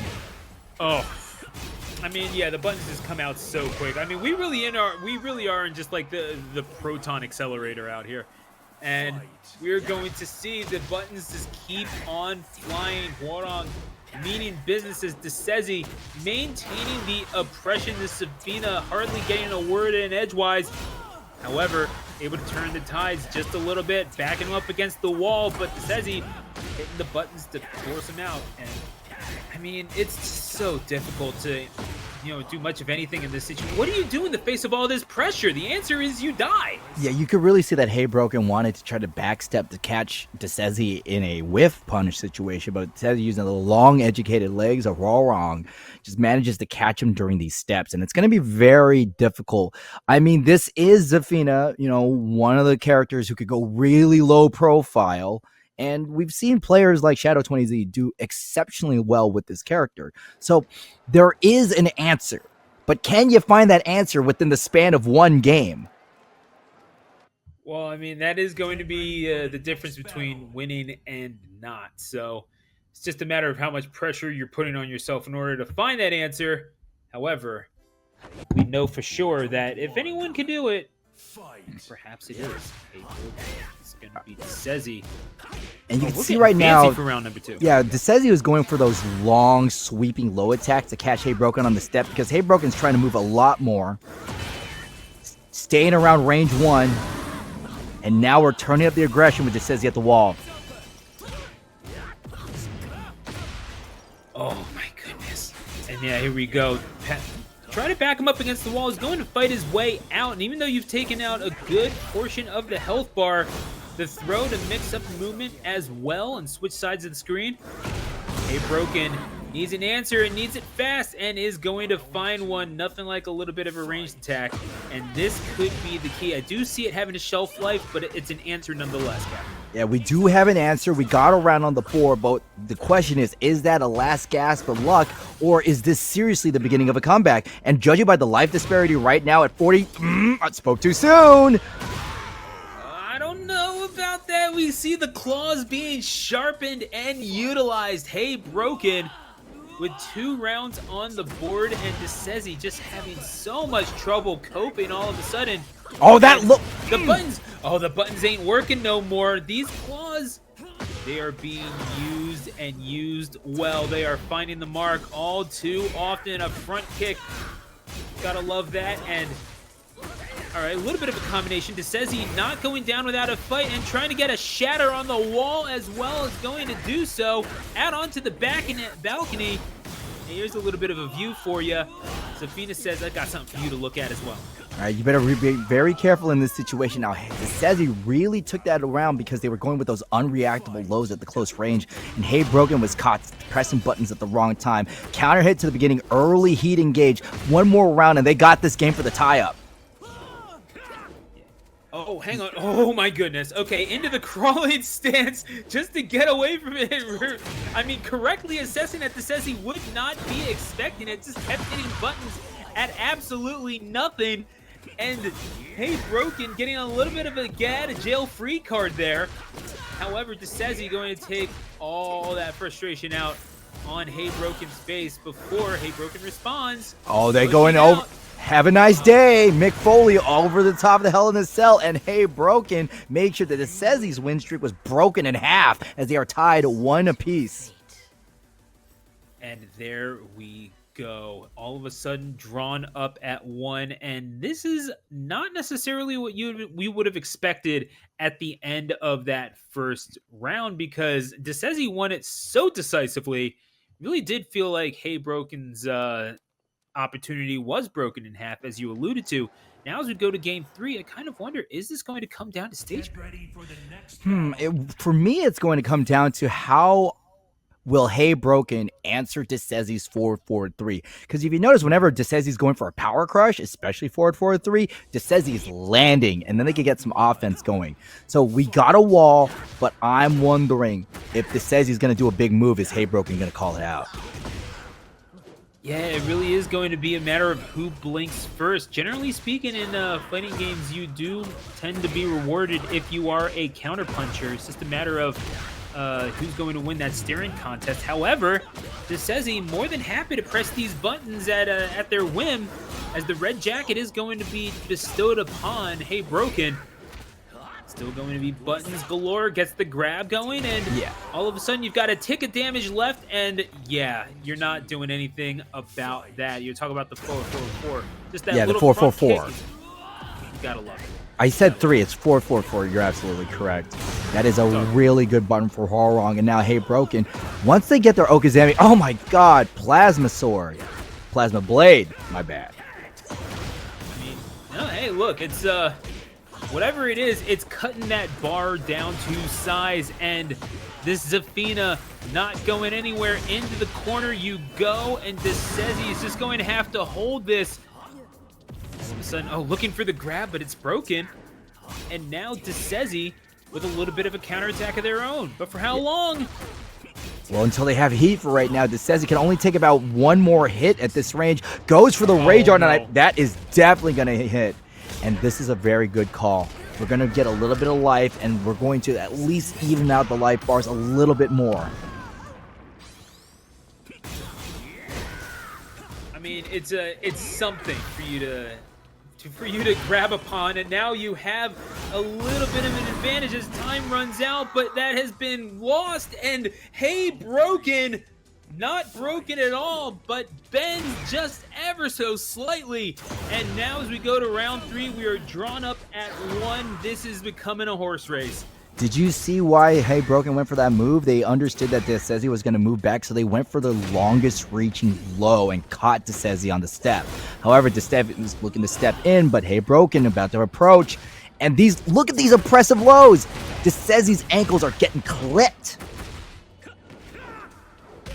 Continuing on, okay, just catching him with, oh my gosh, call him a DJ the way he's touching on these 1s and 2s. And now, HeyBroken again.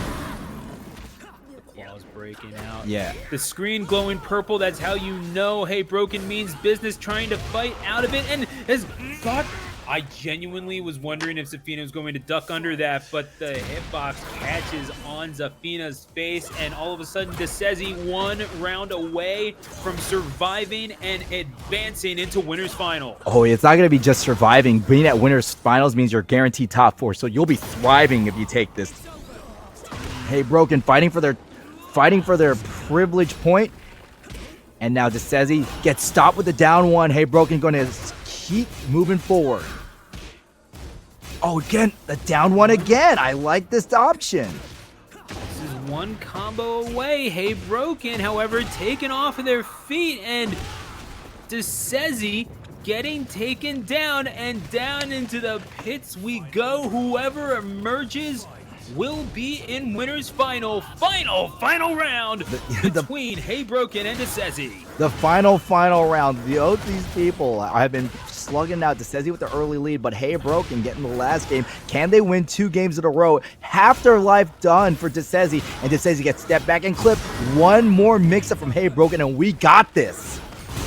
Was well blocked upon by Decezy, who looked so irrepressible before and is going to have to fight back. Those buttons are doing nothing for you now, and where are you going to go? You have to mix it up through timing, and Decezy finds the answer, looking for the combo, carrying HeyBroken out into the middle, and what are you going to do except land the Rage Art?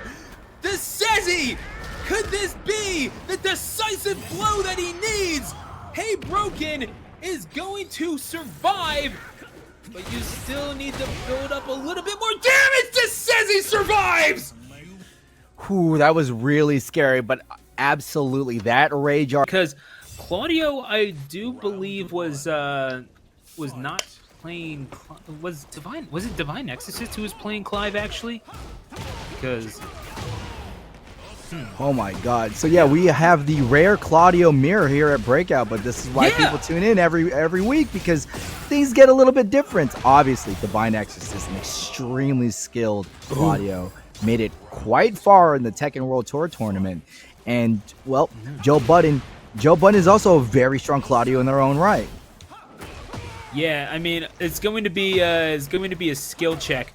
Absolutely. Joe Budden taking a break from the podcast to be with us here today. You gotta love that. But Divine Exorcist, oh my gosh, you want to talk to the mic, you can talk to the fist too. So we're going to see now. I mean, it's just catching him on pop-ups, and Claudio is one of those characters where you really do have to kind of specialize with this character. It feels like it's very seldom do you see people go off of this character and really do things without the. It's been like that since 7. I do think Claudio has a lot to offer, especially that back one, which also is a high crush and repositions you while being safe on block. But Claudio is definitely one of the more beginner-friendly characters, sporting the smallest move list in Tekken, which is actually a good thing when you're trying to learn the game. Oh, absolutely. Yeah, no, I mean, it's not exactly a basics character, but you definitely need to know your fundies before you take advantage of everything that Claudio can provide you. And we do have the red jacket bestowed upon Divine Exorcist. That look was not a look of pleasure. I will say that on the face of Claudio there. Joe Budden, we're gonna go yellow shirt. Gotta love it. Instant rematch into the same stage. That's always a sign that you just want to keep playing. Sometimes you're in the hot zone and you don't want to cool down. And Divine Exorcist was pretty obviously not there, but still wanting to get that run back going right away. And I mean, what do you think I was about to ask what do you think the reason is for it, and obviously Divine Exorcist realizing something was clearly off. No, you're not going to 3-0 me and just get away with that. This is Divine. Okay, sure, you can DP to the flying knee. Joe Budden activates heat. That's going to go ahead and give him a lot more options, and more importantly, gets him the Starburst, because that's really going to open up Claudio's combo opportunities. And the combos, they don't stop coming. Smashed up against the wall. However, turned around, catching him with the options again. These spinning heel kicks doing quite a bit of damage for Joe Budden as we are drawn up at 1. I almost heard we are Tron. Like, whoa, we're Tron now. I mean, I see the colors, and it's easy to suspect that, right? But no, man, you're a very Daft Punk to be found. Sorry. Very twin pistonish move from Joe Budden. Joe Budden wisely goes for the heat to stop whatever offense who Exorcist was going to take. And you can see the keep out from Joe Budden. Very annoying to fight. Yeah, but then again, if you're Divine Exorcist, you have to realize that you have these options too. You're playing the literal same character, but now you're kind of being spun around again, just like a record, baby. Right round, and up against the wall. You ain't gonna do much about that. Divine Exorcist taking round number 3. Yeah, you can really see that Joe Budden wants to close this out. Divine Exorcist 1 round away from tying it up. They are definitely playing a lot more patient and not just trying to walk into whatever Joe Budden is swinging. Yeah, but Joe Budden is swinging quite a bit and feels at ease to do so. Divine Exorcist only just now counterpunching and still needs just a little bit more in order to get themselves into an advantageous position. Beautiful. Love that. Upon the approach, lets them kind of dash in just a little bit too far, and that's enough to get the breakaway and potentially take the round, end the game. Divine Exorcist. Oh, unblinking in the face of pressure. That's what it takes to be a champion, Captain. Oh, yeah, I definitely agree that Divine Exorcist has to stay cool under fire. They need to make sure that when you're exercising the demons that you're not all wound up. Now, the question is, will Joe Budden go to the stage select? And the answer is, by this loading screen, yes. Want to cool down Divine Exorcist. Because remember, Divine Exorcist started hot, stayed hot. Now let's just put some ice on that bad boy and let it ride out. Get ready for the next battle. So now what is it that we are going to see? The celebration on the Sen is going to be the scene for this game number 3. Oh, sacre bleu. Divine Exorcist and Joe Budden going at each other once more. This time for all the marbles. Let's see what happens on this stage, mon ami. As you wish, but you're going to see now. Okay, responding with these lower hitboxes, both of them tending to go low for the start of this one, and it feels like they're trying to feel each other out yet again. Which is very ironic, given that it's the third game. You know, you would expect a more aggressive, comfortable Something style. more familiar. Yeah, familiar, but it really feels like they're on the awkward conversations on a blind date. Like, how you doing? What do you do? Oh, well, I'm just gonna do this combo right now, and if I don't drop it, I'm gonna take the first round. Yeah, hey, sometimes you just need a little bit of an icebreaker. That's just how it is. treat the good people of Paris to a nice little fight on the deck of a ship, as you do. But that's why my visa got revoked, so we're going to get back into the action. Okay, these uppercuts, Joe Budden feeling a little bit more confident to get this party started in truer fashion, having yet to take a hit up until that point, but now, really feeling the not feeling the need to respect Divine Exorcist's my God, offense all that much, and a much more convincing round 2 than Divine Exorcist round 1. You have to think that's Skin's. Oh, and now they delayed the string right now. Divine Exorcist does not have heat. Joe Budden looking to push Divine Exorcist to the corner, and that defense, Divine Exorcist holding on, waiting for the opportunity, and it presents itself in a low parry. Great combo with the flying knee, and we get the heat extension too. Oh, you gotta love it. Sending him all the way across the deck, almost into the promenade there. But 30 seconds remaining in this round, and I don't think this one's going to time. Again, with the low parries, Divine Exorcist getting so much mileage out of those. Joe Budden was getting so much out of going high with the hitboxes and these little bit of jumps and hop kicks. However, Joe Budden doing quite okay with taking the high road. And this is going to put Divine Exorcist in a very precarious situation. Losers top 8, meaning that if Divine Exorcist loses, we're out. Yeah, and not exactly a deserving way to go. I mean, it seems like, you don't ever want to get taken out of the tournament by losing to Ditto, because now it's not just your ranking, it's your pride getting hurt. Divine Exorcist realizing that, and oh my goodness, blasters straight to the face. However, Joe Budden with the low parry of their own. We're going to see now the pop-up, and here we go. The red jacket going to be made for use, taking aim and firing the shot. But Joe Budden has a ways to go to make this happen. Swinging at invisible demons at first. Oh, no. Okay. Armored right through Divine Exodus, crushes through that blow, and we have seen this before. Final game, final round. Again with, I mean, it's the dance that just does not end with the Eiffel Tower in the background. One of these two will be made to surrender, unfortunately, in the shadows of the Seine River. Divine Exorcist, they're activating every last bit of meter. They need to use every single resource they have, but Joe Budden getting more out of it than they did, and the backhand will send Divine Exorcist out. Joe Budden with the Game 3, Round 5. But what I will say, man, is Clive versus Jin. We are getting things started.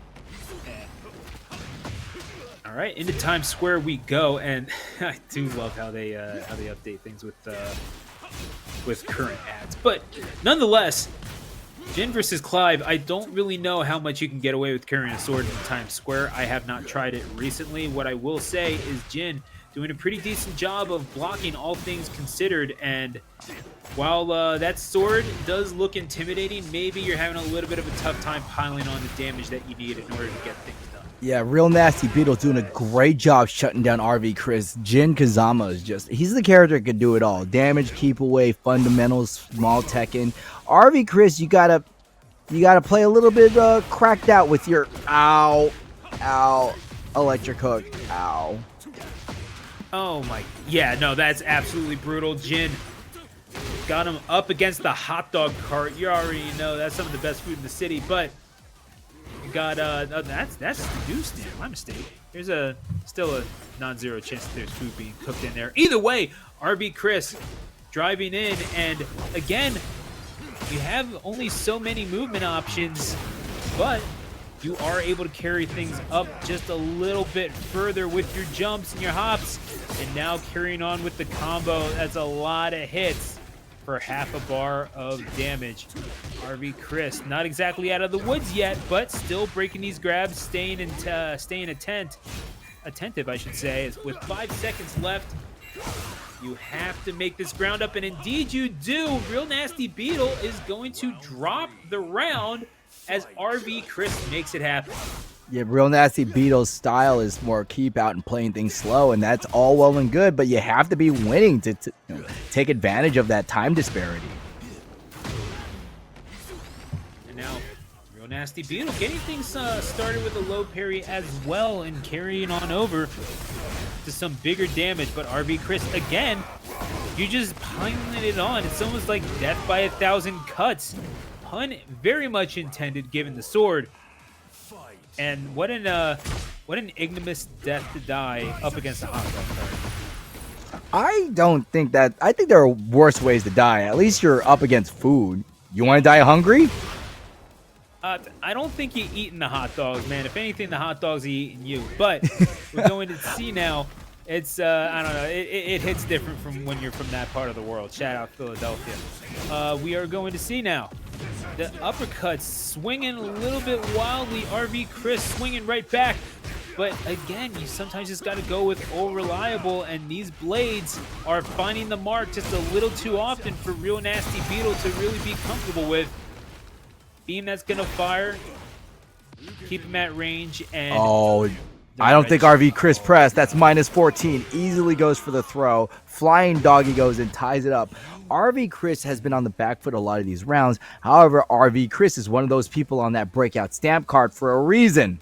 Yes, absolutely. It is a tough thing to have to deal with, and when you are someone the caliber of Real Nasty Beetle, who is not a bad player in themselves, just because you didn't see them on that win screen doesn't mean that they're not doesn't mean that they ain't worth the salt. But yeah, when you're getting again, you're kind of getting gimmicked. You just lost to a dude throwing a dog at you, ostensibly, but throwing more than dogs in that round of one. Let's put it that way. I was about to say, Clive has a little bit more than a dog. The guy fights with a sword. Yeah, I mean, I wasn't gonna mention that, but I figured that was. I figured the people could see that. You know what I mean? Round 2. That's just me. I don't know. We're gonna go into round 2. Whatever you say, man. I can feel your eyes just boring into me. Which is saying a lot because this is on a webcam. Yeah, I know, but which is wild that I could feel that, right? But we're going to see now. Oh, that's because I've been watching Paddington, so I've been practicing my hard stare. Oh my goodness, what a thing to reference during a Tekken set. We're going to go on. Paddington is always it's always time to reference Paddington. Look, right now, that combo was just as sweet as Marmalade, but there's some really strong fuzzy distance, and Real Nasty Beetle got to make sure he puts his paws on RV Cris. So anyway, good Raw standing floor.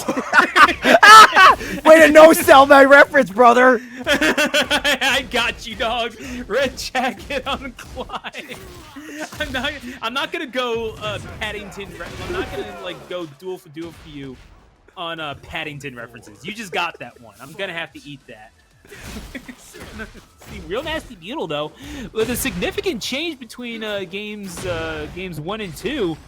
Most notably that he's up in terms of rounds right now and really just getting the most out of being able to combo and just more significant chunks out of the health bar of Clive.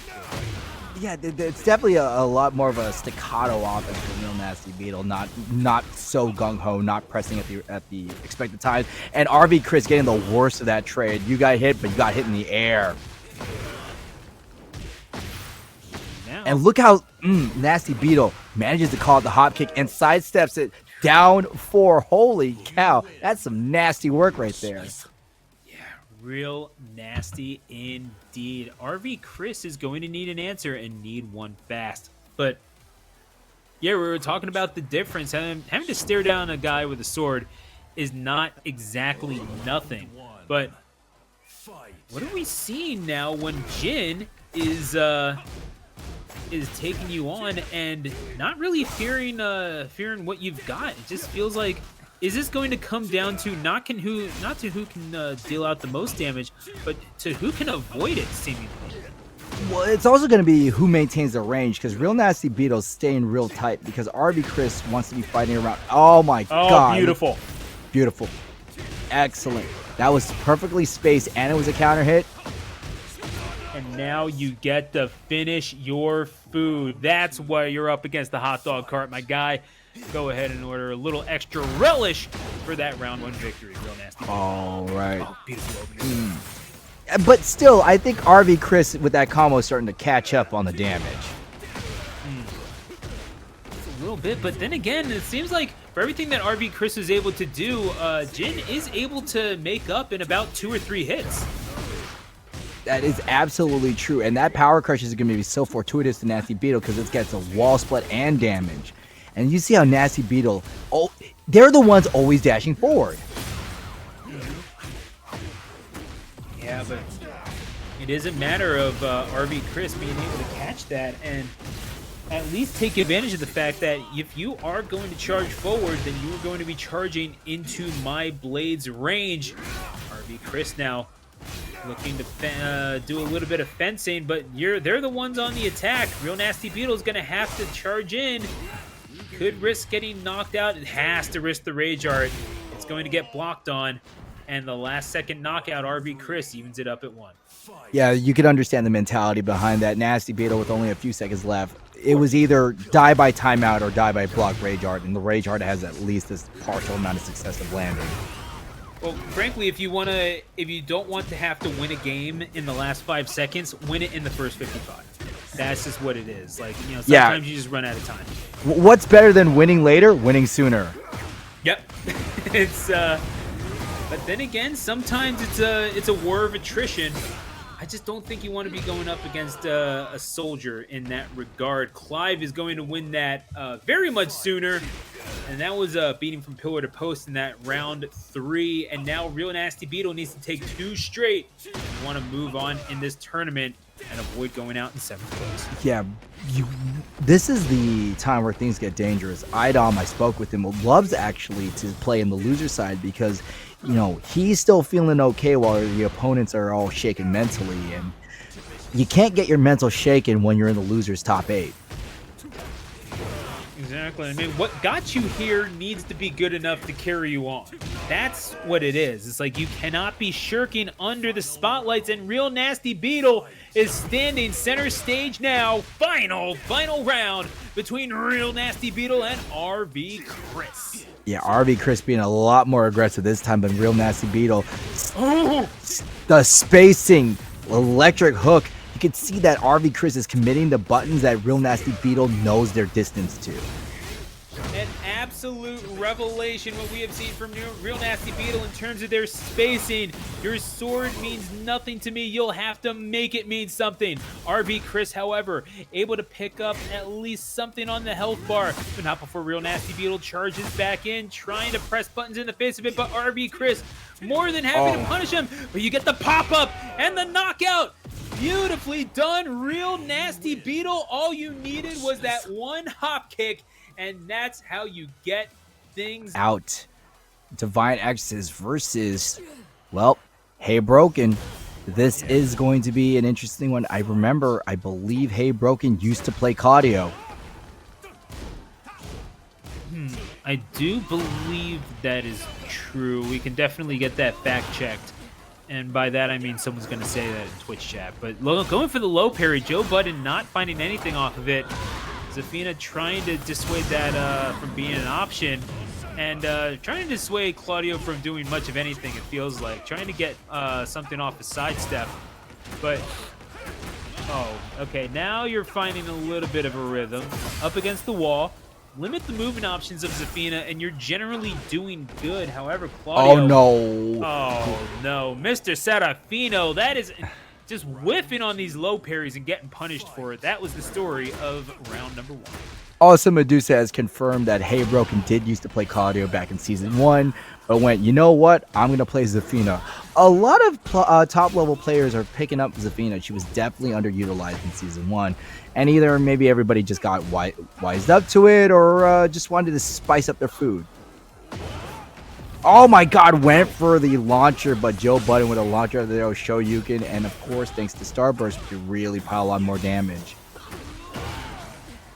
And again, you're talking about spacing. HeyBroken spacing has been on point thus far, because there has been ample opportunity for Joe Budden to get that knockout far sooner than that, but Joe Budden is going to take that round again, just putting out so many high damage options that HeyBroken simply was not ready for. Still, that match could have been over, I feel like, in 15 seconds, just considering what we were seeing Joe Budden throw out. Oh, beautiful headbutt. Oh, and the heat smash. Uh-huh. Oh my god, that DP from Joe Budden. Yeah, no, we are seeing a lot of big swings from Joe Budden. HeyBroken, however, doing a decent job to counterpunch and finding a way back in. Joe Budden maybe charging in just a little too much into HeyBroken's range. And that Zafina is going to take round number 3. Yeah, round 3. These have been some very arduous fights right now. Oh, interrupts the string. Excellent job, Joe Budden. And HeyBroken being a little bit more deliberate with crouching. Oh, hang on. Low parry from HeyBroken this time. And now is going to find... Oh, counterpunch beautifully so by HeyBroken. And now Joe Budden on the door of death in this game number 1 is going to have to utilize that Rage Art in order to get themselves back into this. Oh my god, this could be kill. No, not quite. Not One more yet. hit from Joe Budden. HeyBroken got to be very careful. Oh. Makes the mistake and gets hit by the one. That little sweeping claw-like move from Joe Budden ties it up. You gotta love it, though. I mean, Joe Budden, again, you're talking about risks, but they were calculated risks. Realizing that you had to go for the Rage Art, yeah, sure, but in order to do that, you need to make sure that it hits. Joe Budden seldom misses with that, but HeyBroken ain't missing with any of this. I don't need Rage Arts. I don't need your red jackets. I can do this all on my own. HeyBroken again, you're talking about messing around with spacing. HeyBroken has been doing amazingly in terms of defensive movement thus far. I know, but Joe Budden's really good at, piling on the damage and that power crush. That too has been doing so well for Joe. Goodness me. And, this, as you mentioned, I think this could be a result of HeyBroken having played a little bit of Claudio. It's like you have an idea of what they are looking for. And even though Joe Budden moving awful fast, one hit away. Oh, my goodness. The quick little toe poke is going to get the job done. HeyBroken is... I mean, I'd be molding after that. That's just me, though. Yeah, Rising 4 was so good on Joe Budden's own. It's actually a pretty good wake-up option.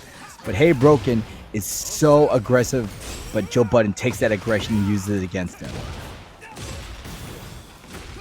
And now Joe Budden has the luxury of charging in as well. You want to put him up against that barrier. He's more than capable of doing so.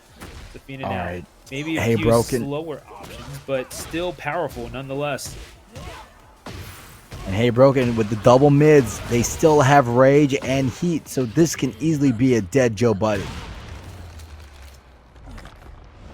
It seems like it shall be so. Into the Shadow Realm you go, and that is going to be a KO. Ooh, nice rhyme scheme. That is how you clean up a game. Man, they are going tit for tat for this, right? One gets around, the other gets around. Yeah, I mean, it's about as evenly matched as you could possibly hope for. HeyBroken, however, maybe just, I don't know. It feels like they're both working extremely hard for these, but HeyBroken's victories have been far more convincing, it feels like. We have not seen one where Joe Budden has absolutely run away with it. No, we haven't seen a runaway victory from Joe Budden. Even though they get these impressive combos, they can't seal the deal. Double twin pistons. HeyBroken's up against the wall. Let's see what Joe does. Do we want damage or positioning? See now Joe Budden again. Okay, going with these low hitboxes, just trying to break through the defense. Not finding it quite yet. However, does well to do it there. All you had to do is wait for her to overextend herself. Zafina getting just a little too cocky in the face of Mr. Serafino. And now we are at final round in game number 2. All right, Joe Budden really going for those mids, wanting to catch HeyBroken in any sort of lower mid check, and is doing it beautifully. Oh, and here we go. I mean, absolutely just, goodness gracious, Joe Budden. I don't know if this is calculated or if he's rolling his face across the stick, but either way, it is working, and HeyBroken needs to find an answer to it, and fast. These buttons have very few solutions built into this game, and we're going to see now how HeyBroken fares in game number 3. Joe Budden, though, has the button to HeyBroken's offense, and HeyBroken needed to change this up, which they are.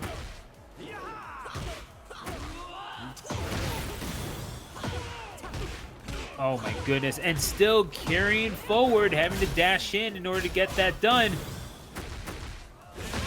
Reina now taking a little bit too much damage for the liking and getting carried over to the wall as a result. Claudio just gets so much off of combo. Yeah, that down forward one is such a good button check to stop your opponent from doing something. And now HeyBroken actually has an early level heat for his Zafina. Looking for the knees, not quite finding them, but again, good counterpunching here from HeyBroken, trying to find the range, but Joe Budden dashing back just a little bit and able to stop the progress of HeyBroken just a little bit, and now you have an entire stage to play with, carrying him all the way from coast to coast. Joe Budden doing the most! All the way up against the barrier, and now it's HeyBroken back up against the wall, and the ankle's getting shattered as well with drawn up at once. Those long-reaching kicks are very important. Even though you can kind of react to them, it's more so to catch your opponent and to sidestep any other direction.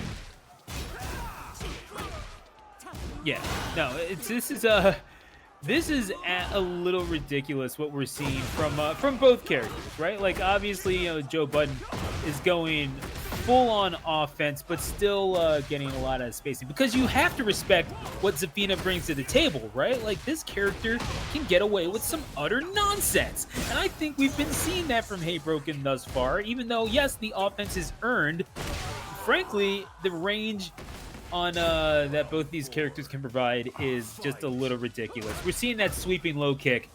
HeyBroken, not one to jump up in the air with this character. You can see why, but goodness me.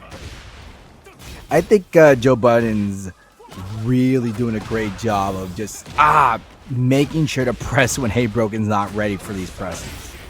Yeah. I'd say that I'd agree with that, but I mean, in your opinion, what is it that HeyBroken can do in order to make sure that they Well,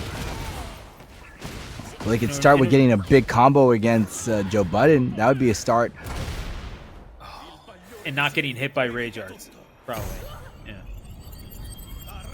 Arrivederci. That's going to do it. Goodness me, Joe Budden. HeyBroken. I mean, it was not for a lack of effort, but goodness me, Joe Budden was doing quite a Budden. Do more of that in losers semis against one of these two. We are going to see Real Nasty Beetle against Nick RM. I'm really trying to not judge Real Nasty Beetle for the outfit, but I don't know. I just kind of. You don't like it? You don't like the red carpet man in the yellow hat vibe? Okay, Nick RM. This is what you might call overgold, and I'm gonna get you, sucker, which might be too old a reference for literally everyone watching, but I don't care. Dude, I missed that genre of movie, man. Absolutely. Hey, Seltzer and Freebird put it in the ground just like how Real Nasty Beetle puts Nick RM into the ground with that heat activation. But still, Nick RM not afraid to just calmly walk forward, but gets combo for their trouble. Now going to keep on with it as you get this Alisa put up against the post. And Real Nasty Beetle, real nasty indeed. You gotta love what, I mean, if nothing else, then the, you're gonna remember the outfit, right? But you should probably also remember the combos. Oh my god, armor right through all that chainsaw. That's just one of the things. Armor does not, I mean, armor has X amount of frames, not X amount of hits. Right. That is it's definitely one of those quirks in the game that you need to be able to realize. And Nick RM going for a sweep, but not finding it. Real Nasty Beetle taking him all the way over to the other side. Hey, let's go to the cabana for drinks real fast. That is going to be 2-1 for Real Nasty Beetle as we head into round 4. By the way, that little sequence, which is the double back fist with the right and the boot, it's called Savage Sword. Just a lot to let you know. Oh yeah. Man, sweeps the legs. Fitting name, if nothing else. Oh, great duck from Nick RM, calling out the power crush and getting yourself a huge combo. Okay. And the sides doing so well with these medium hitboxes, and Nick RM charging into them without a care in the world. I wouldn't say that's necessarily like, obviously you know to avoid this stuff, but Nick RM fighting around it anyway, not going away from what makes Alisa so good. And I'd say all you really need to do is, I feel like you can kind of play this one out, you know, keep yourself at range, but because Real Nasty Beetle's going to try to charge into yours anyhow. Well, Nick RM just did that, but Nasty Beetle gets this easy 12-hit combo. Oh my god. 51 damage off of 2 combos. Nasty Beetle close to game points. So does Nick RM, but Nick RM has rage, and we've seen people come back with rage. And now we are going to see even more from Nick RM with the red jacket adorned. This could be potential for trouble, and charging with the high hitbox to the face. A little bit of a stunner and then a scoop. You gotta love. Nick RM is going to take game number 1, and you know, it was not without a little bit of contention, but Real Nasty Beetle going up in that when Nick RM had to make adjustments, and it really did feel like rounds 4 and 5. It was like night and day. It was. I mean, that's the great thing about adjustments, but as we all know, you can't just stay on your first adjustment. You're going to need a pivot once your opponent adjusts to you.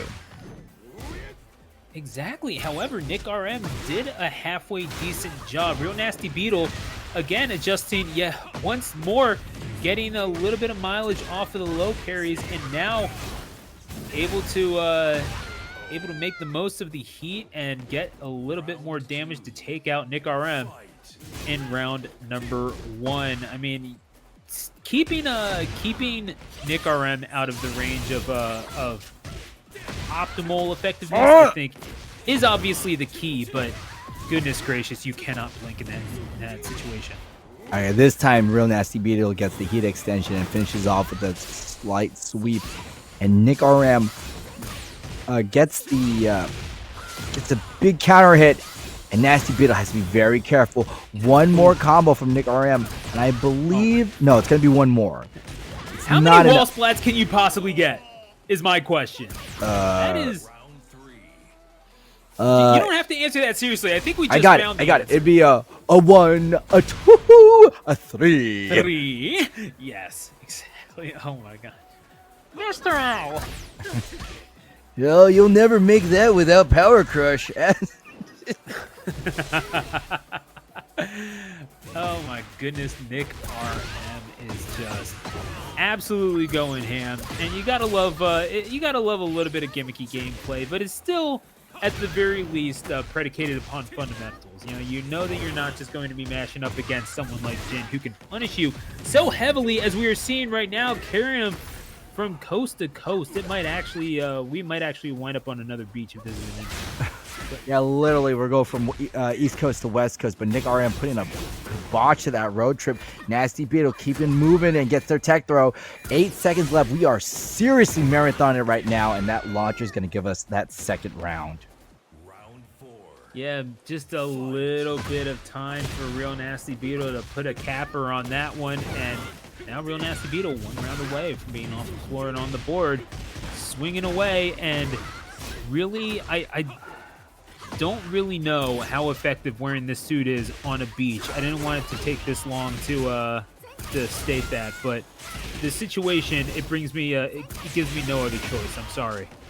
Oh my god, Nick RM still has to be very careful when they dash in like that, because those moves are sidesteppable, as Nasty Beetle showing them the hard way. No heat from Nasty Beetle means they're going to have to earn this mix the honest way, which they did. Tied it up, 1 apiece. Nasty and Nick fighting for that spot in loser semis. And here we go with game number 3.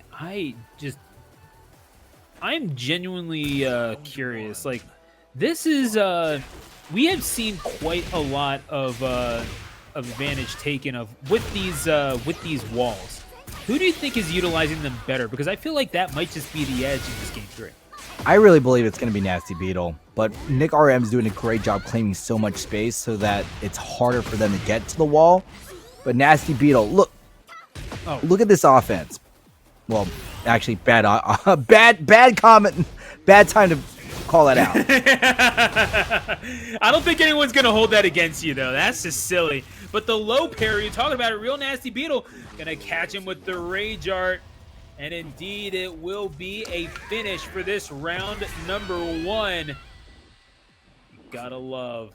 You see the feathers popping out, and yeah, this is Real Nasty Beetle spreading its wings one way or another. It's getting done in favor of Dungeon. Good block, and that ankle kick that Nick RM has been using so often in neutral, Nasty Beetle has called out. Yeah, just a few more options that Nick RM has had to deal with and had to mix up. Simply not been able to do so, and as a result, Real Nasty Beetle rewarded with the 7 golden letters to match the golden suit. And now Nick RM needs to at least win something in order to avoid the ignominy of a clean sweep in game 3. Yeah, we're not looking to have a no round brown, but Real Nasty Beetle slouches with the 4-4-2. Oh. Nick RM needs an answer, needs it fast. You need more than just quick little options. You need to be able to combo into something. Need to get him to that center of that stage, because up against the wall is not where you live, it is where you die. And Real Nasty Beetle will be looking to demonstrate as such. Heat is on for Alisa. Yeah. RM trying to find the man. Oh, that's good. That could have been a bigger whip punish, especially with a high recovery frame, but bam. That mid-check from Real Nasty Beetle means that they're going to send Nick RM home, and they will... And, oh boy, Decezy versus Dr.theJAKEMAN. Only 2 are undefeated, but in the words of Connor McLeod, there can be only one. Welcome to Winners Finals. Really like Highlander. I really like Highlander. We're going to see, again, you know, almost unstoppable force in Decezy's Hwoarang versus a somewhat immovable object. And the question is, what can JAKEMAN get in terms of grabs in the face of these quick buttons of Decezy? One of the things is, remember when Dr.theJAKEMAN started to struggle a little bit when we were in the Coliseum. So is the open stage their kryptonite? And if we get an early drop in the round, that might be Decezy. First, an early lead. We start hot. Can we keep the plate warm?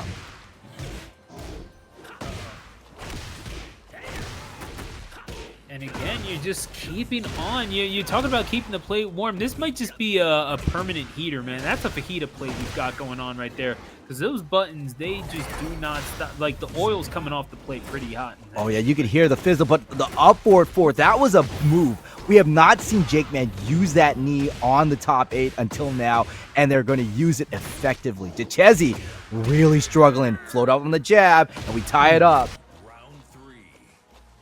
Decezy struggling with the cheese right now. Dr.theJAKEMAN more than happy to deploy their own buttons as they get on the board in this game number 1, as we're going to see even more. Okay, throwing them bows. You gotta love what you're seeing, and not even really throwing out the grabs all that much, just coming through with the 1s and 2s and the hop kick with the knee. Gotta love it. Just fundamental beatdown from Dr.theJAKEMAN thus far, and getting it done. So go to game number 4. Yeah, JAKEMAN taking a page out of the Seth Rollins playbook. Just throw the knee and get over, right? Absolutely. Hey, you know what? That's great plasma blade from Decezy, and this is going to be some big damage. 74 damage to be exact. Anytime you get above 60, it's painful, and you know what's also painful? Losing a round. Yeah, absolutely. Throwing all kinds of sweet chin music into the face of our masked friend here. But final round, game 1. As we come in, and yeah, you know, JAKEMAN using a few of these movement options. Sometimes all it takes is a little bit of a sidestep. Oh, armor right through it, and continue on with the offense. Decezy, however, spinning heel kick to the face. Throwing them all out there, and then going low. Yeah, these lows. This is how Decezy won some of their other rounds. It's just low after low after low after low. And Dr.JAKEMAN with the giant swing. You better tech this, Decezy. Yeah, there were nothing you could do about that at that point. You either break it or you do not. And Decezy is going to put up a fight, but ultimately, if you have a single pixel of health as king, you are not out of it, because we saw there again just a little bit of an opportunity that presented itself. If you were not able to read the offensive measure there, you get that knockdown. If you're king, you smell that blood in the water, you have to be ready to strike. That giant swing was the perfect diagnosis in that after the 1-2 heavy hit combo. Now, what's really interesting is you have to remember that Hwoarangs keep their fingers around 3-4, and giant swing is teched with a 1. A Hwoarang ain't throwing punches, you know, willy-nilly, so they're going to be more susceptible for a throw if they could get thrown. We continue on up against the wall, and this is where you are in serious trouble if you continue this on, Decezy. JAKEMAN keeping on with the buttons, applying the pressure, gonna make him break the hold. And getting the punches low as well. Nothing like a punch in the kneecap to wake you up in the morning. Dude, anything to the kneecap is going to wake me up. A wiffle bat to my kneecap is going to make me wake up. Snap, crackle, pop. Crumple stun from Dr.theJAKEMAN. This is going to lead to a big combo. And more importantly, we're getting really close to that wall.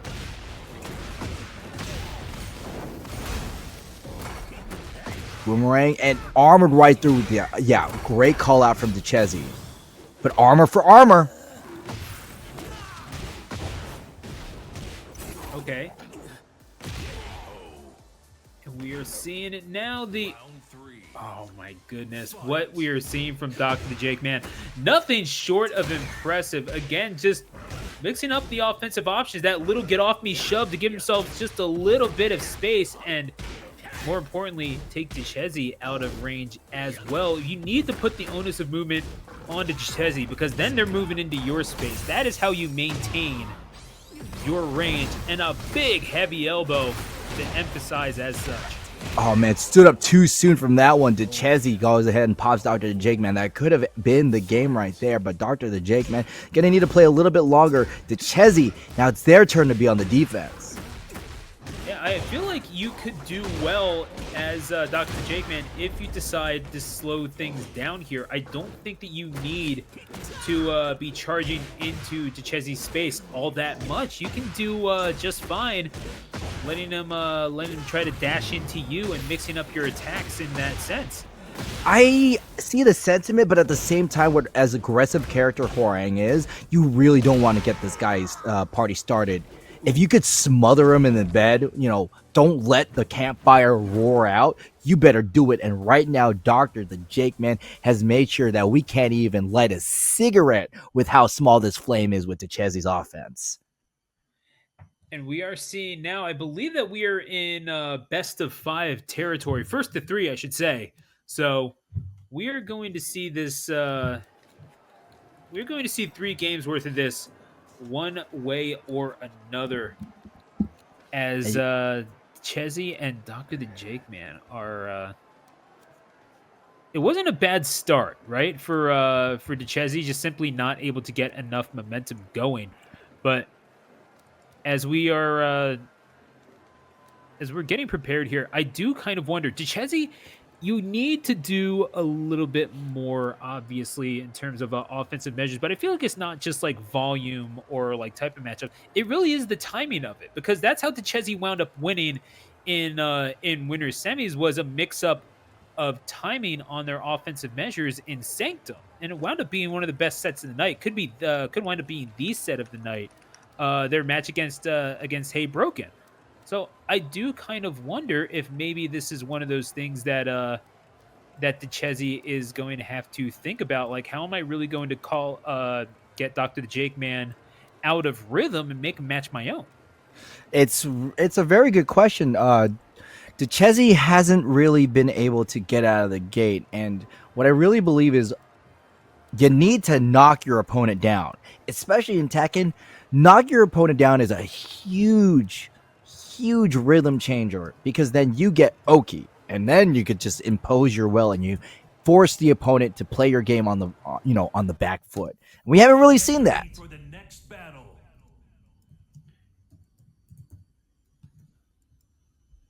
So here we go. Dr.theJAKEMAN versus Decezy. 2-0. Will this be a 3-0? Dr.theJAKEMAN has only dropped 1 game this entire tournament. Can they keep the good times a-rolling? This is the question, and Decezy, only they can give us an answer. Will they find the answers on the banks of the San River? Oh yeah, this could be the river Styx for one of these people being dropped into losers, and now Dr.theJAKEMAN. Finally, that's an option we have not seen Decezy use, a throw, which is really important. I mean, yeah, you don't want to go throw for throw, obviously, with King, but you need to make sure that they are respecting that option out of you, if nothing else, because they know to expect the buttons. They do not know that they can be matching up against the throw. Obviously, it's an option with shelf life, but the The low parry and beautifully mixed up with that reaching roundhouse on the lower end of things. Take them off their feet, quite literally so, and take number one. You can see how the lows are negating a lot of King's armor options because your legs do not block. And now this is why you don't want to get Hwoarang started. That spark of an offense is starting to be a little bit more than kindling right now. Exactly. And now you get the step over into the into the sharpshooter. Gonna let go of the hold. I didn't hear a 5 count. I don't know about you, but well, we weren't even close to the ropes. I guess King wanted to play with his food, and this is too. Okay, this is where you gotta love the graps and you gotta love the 7 golden letters to go along with it. And you're going God catches it. We get a little shades of Zack Sabre Jr. over here. I know, right? Hey, you gotta love yourself some British catch wrestling too. So we're gonna see now. Going forward. Gets the pop-up as well. Yeah, that's because Decezy went for the air. I do not think that was the right move to go in that distance because you get jabbed in the air, you start floating. But nope, Decezy decides not to fly into the sunset. Beautiful launcher from Decezy. Okay. Will we go for the low one more time? No, we go for the mid, and Dr.theJAKEMAN got caught hitting a button with that counter. Thank you. As much as a contention season 2 is, nobody is mad with these UI changes with counter and damage. I love this. Absolutely. No, I'm digging that. But you know what? We are seeing now just a little bit of a difference in Decezy's gameplay where you're able to keep him at range. However, JAKEMAN able to catch him with the knee anyhow, gets the pop-up, and now you're up against the wall, and you are in big trouble, Decezy. Oh, my God. And you could see that fake out. Dr.theJAKEMAN just decided to do nothing, and Decezy held onto that frame, the mental frames. Wavu. Decezy has so much gray life. Can they make it back? Ooh, the answer is no. And the doctor is in. Indeed, it's how a true champ. I'm not giving you no flack for it. Yeah, you better. Oh my God, this is a battle of the highlighter yellow versus gold yellow. Yeah, no, we are getting gaudy in loser semis, folks. Real Nasty Beetle versus Joe Budden, and that just sends you flying all the way across the map. I see you, kid.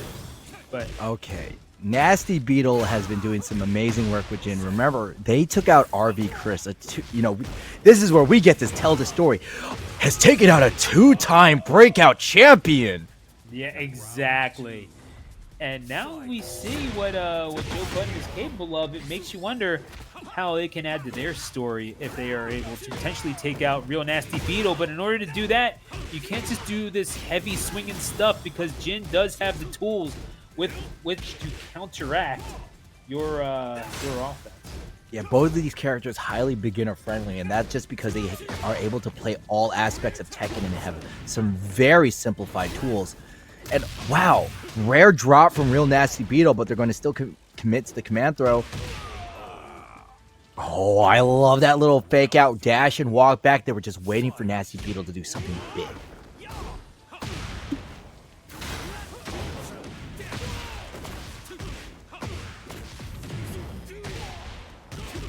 Nice combo from Nasty Beetle. We got him up into the wall, and Joe Budden really needs to find a way out of it. And we're using the heat to just keep them planted right there. But the heat dash allows them to engage and make some space and make some pain. And now, Joe Budden, we're seeing this carryover to the wall. Real Nasty Beetle on the verge of getting splatted, but is able to fight back at the very least. And, yeah, you're seeing a few of these chunks getting taken off. That is going to be quite a bit for the restoration committee to have to repair. But yeah, trying to get out of the wall is going to put you in range of the hitboxes. Real Nasty Beetle is going to take home game number 1. I don't think it was without a cost, but Round 1. man, Joe Budden needs to find another gear, and he needs to find it now. Indeed, you know, this is only the first lap, and the winner of this match is going to go and fight Decezy at losers finals. So they got themselves a tough hill to climb. Yeah, but it's still not impossible, right? Because you're seeing Joe Budden. What you are able to do is get these combo starters in rather unorthodox ways. We're seeing these sweeping heals. We're seeing these low parries. And even though, like, I mean, obviously there's a shelf life on all of this stuff, right? You still need to mix up your timings and your spacings and whatnot. You're still not out of it. You have an array of options, just like you can't be reaching into the same cookie jar. Yeah, because eventually you'll run out of cookies. Then you have to go to the candy jar. Or in our case, we go to the cookie tin, but then it's always filled with sewing supplies. Yeah, I mean, I'm just gonna tell you right now, those cookies are not nearly as good as you like to imagine. But they taste better than sewing supplies.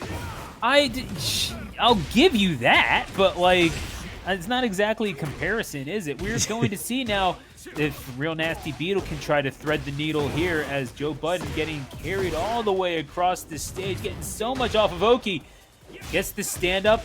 Was looking for the usage of Beat Smash, but not finding a whole lot off of this meter, and is going to watch it dissipate as this Claudio is going to jump on the opportunity and is ready to strike an overhead to get the job done and go up in game number 2. Yeah, that's a lot of damage. You know, you got to really make sure you patch that up.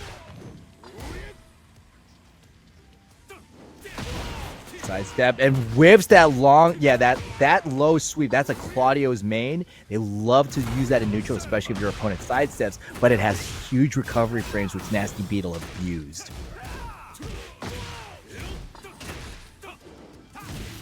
Oh my god, both players miss, and the slight sidestep from Joe Budden allows them to take the advantage. Oh, that's a button, and that's a Rage Art. Oh my goodness me. And yeah, getting put up into the skies, that is going to be this one. Real Nasty Beetle finding one way or another to get this done, right? Like, this is good. Nasty Beetle, yeah, that could have been checkmate, but Nasty Beetle realized, yo, I have Rage Art, and slams it. One round away for taking the second game. This is loser semifinals. I don't know. This is still first to 2, correct? Yeah, lose the semifinals, I'm pretty sure. Although I am going to have to. First to 2. Okay, this is first to 3. Gotcha. All right. So, okay, top 4 entirely first to 3, which honestly I kind of mess with. You do have room with which to play, and just thank goodness for Real Nasty Beetle in this case, I suppose. You're drawn up at 1, so now it's essentially a best of 3. It is. Also, you want to know some crazy one? I did a tournament, and I called a Kentucky Online. Those fools were doing best of 3 at pools. We were there for a long time. Goodness me, that is wild. All right, Joe Budden got caught in the sidestep. Nasty Beetle, that looked like a misinput if I ever saw one, but the Corpse Thrust allows them to get 31 damage on the punish. Running 2, that is Claudio's one of his best moves, but it leaves him slightly airborne.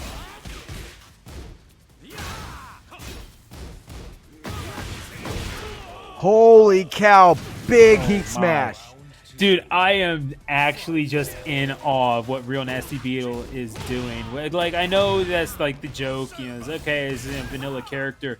You still need to have fundies in order to make this thing work. And, you know, with all the craziness that Claudio can provide, sometimes you just need some meat and potatoes tech, and that is what Real Nasty Beetle is giving us. Or if we're talking pro wrestling, that is chicken breast and broccoli. Oh, yeah, absolutely.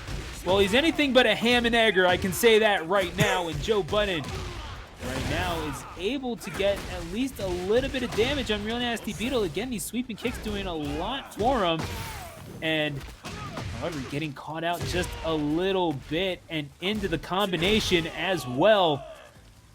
The sweeping low off of the heel is going to take out the ankles of Joe Budden and take the second round of this third game.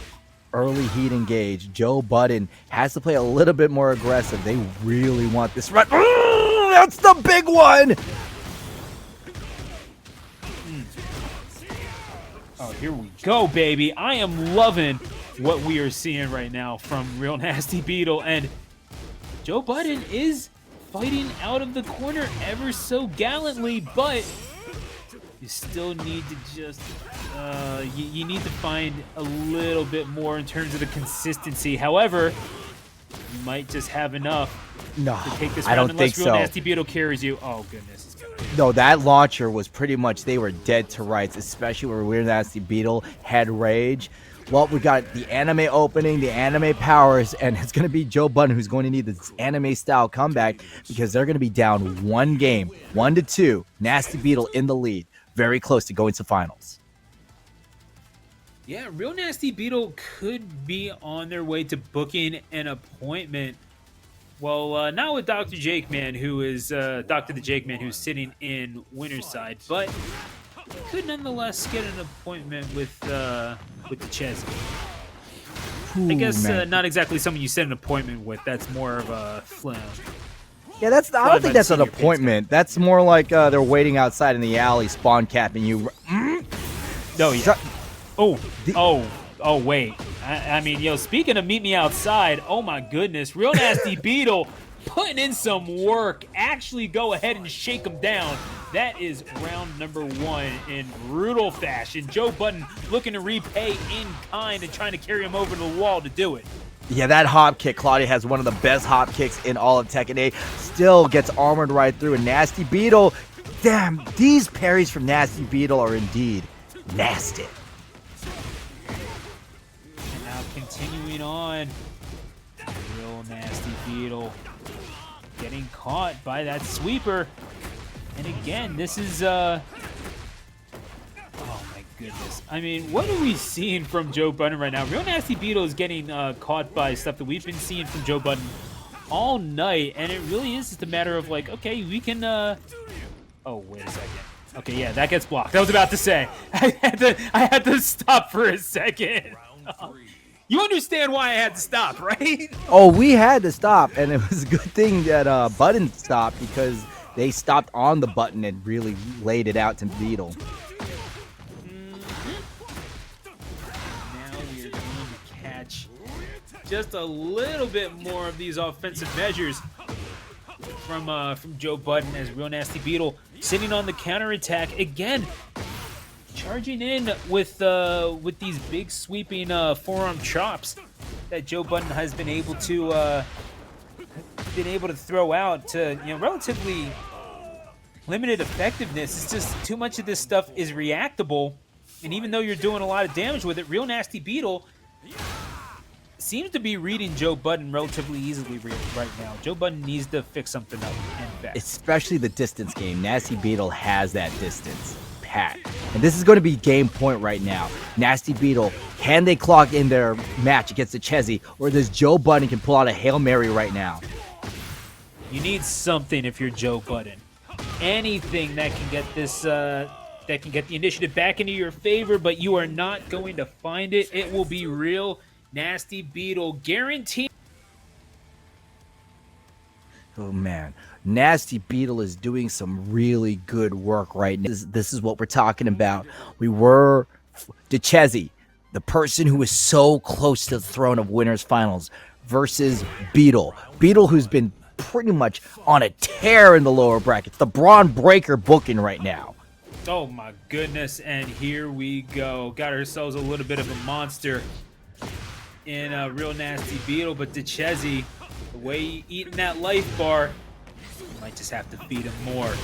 We're going to see, okay, a little bit of goodness coming out from Real Nasty Beetle, but again, Decezy more than happy to just throw out the offense and make him deal with it. Real Nasty Beetle, however, good on the counterpunch and doing plenty of damage to make up for any so-called lack of flash, as we were putting it.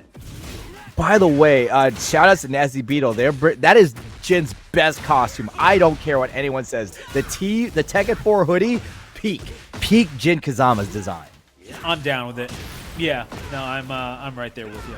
So we're going to see. Okay, the hood coming down, however, and immediately popping it right off to Decezy. You know what? Forceful enough kick will do that, I suppose, but we are drawn up at 1. Nasty Beetle moves in and hits that electric fist.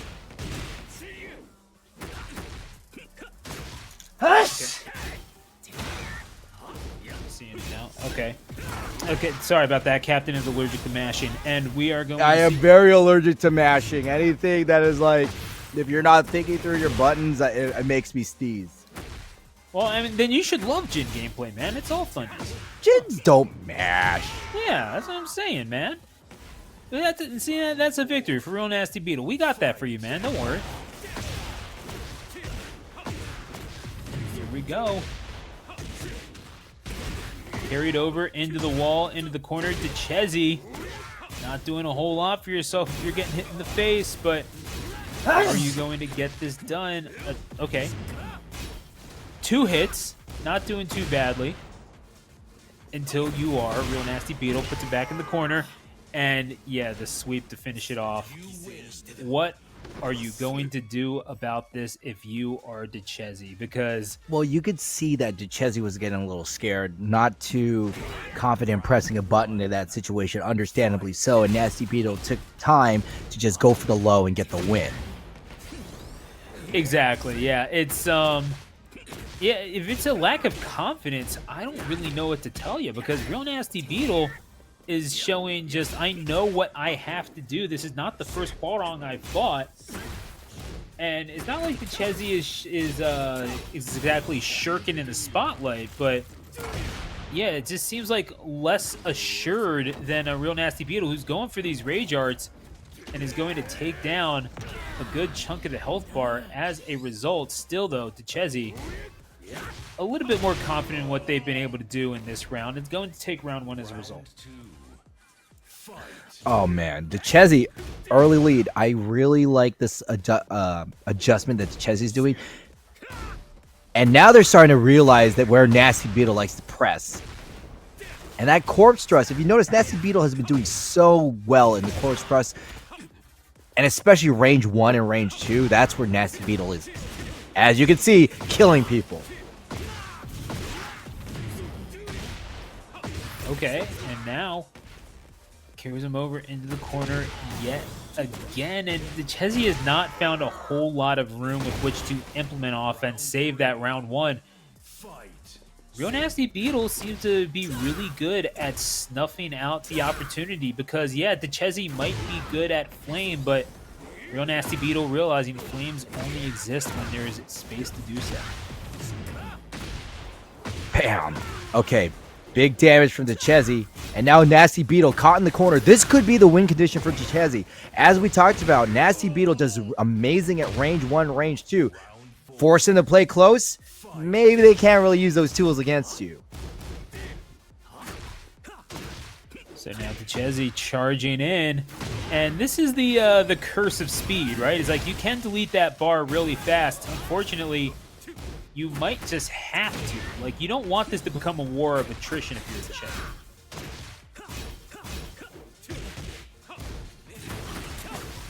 Oh man, caught Real Nasty going for the low, and now Decezy with the life lead.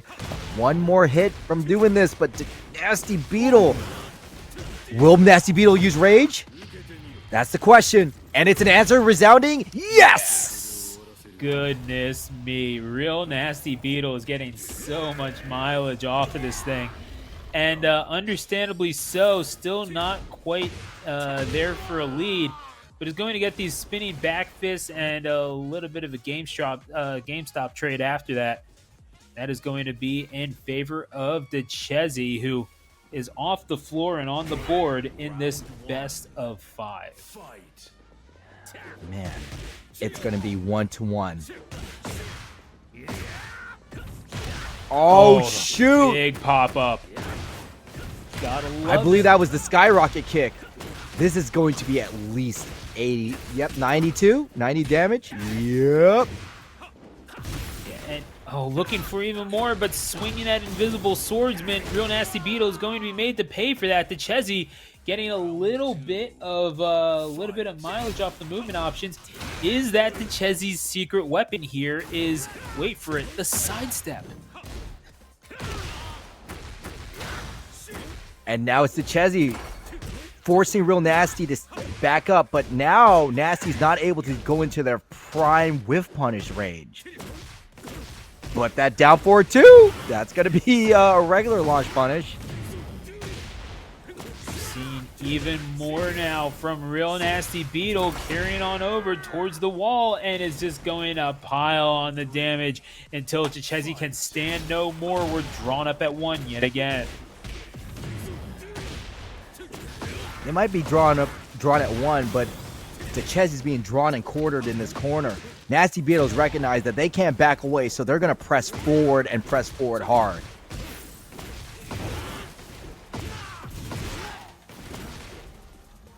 "40 seconds left. Decezy on a sliver of life, and go ahead and say it, Stu. Yep. Oh boy, you know what? Yeah, no. It can't be forced, you know? Like it has to come naturally. But we're going to we're just gonna make the people win. You already know how it is. They'll get it. They'll get it. They'll get it. They'll get it, just like how Nasty Beetle got those 7 golden letters. Yeah, already know. You already know. But that's we're just gonna see. Real Nasty Beetle is gonna have to earn this one just a little bit more thoroughly because they are being taken to task by Decezy. However, Real Nasty Beetle puts him up against the railing, and this is a world of hurt for Decezy. And that is the gold that matters, is the victory up on top. Them 3 golden dots. And Real Nasty Beetle 1 game away from a chance at Dr.theJAKEMAN, MD, in winners finals. Those appointments are booking up pretty fast, so they better be swinging on into that one. Oh yeah, especially in the United States, bro. Healthcare. Oh, in this economy, bro. I know. Yeah, no, I'm gonna stop on that line of joke before I get yelled at. I'm going to instead talk about just how efficient Real Nasty Beetle has been, because again, this has been the key, right? Has been efficiency on offense. Although Decezy not exactly a slouch themselves in terms of being able to pile up damage, Real Nasty Beetle getting a little bit off of that low parry, not as much as you would like, however, and a whip punish into the KO. Decezy doing quite a good deal of damage for himself. This is the second time that Real Nasty Beetle has landed a parry and not have it go their way. Gets the float with the down 1, and that allows Nasty Beetle to get this pretty sizable combo, but more importantly, we got Decezy right up in the corner. This improbable run of Real Nasty Beetle is just continuing on throughout this side, because I mean, the fact that Real Nasty Beetle lost pre-top 32 to Naisu is something that we have not yet talked about. Has had to go on, I believe, a 1, 2, 3, 4, 5, 6, 7, I think a 9-match winning streak in order to get here. Is just a little nuts to come out of loser's side. And now on the cusp of making it into the final round of the tournament. This is just some remarkable resilience from Real Nasty Beetle. Oh man, Nasty Beetle staggering the offense. Decezy get caught and gets caught again with the down with that uppercut. Set point for Real Nasty Beetle. Will they punch their ticket into Breakout Mania? Do they get to point at the sign? And you're just 1 round away from doing it. Dr.theJAKEMAN sitting in Grands. Decezy doing so well to get to this point. Wants a shot at revenge on Dr.theJAKEMAN after losing in winners finals. But could you go down to this Jin who has scratched, clawed, agonized over this moment? Could be on their way to a 9th set. Victory is going to get the Rage Art as well. We are in game 4. Could this be the end of it? It'll take a little bit more work for Real Nasty Beetle to get there, but again, as long as you're judicious with your movements, I think you have a shot at this. Oh, yeah.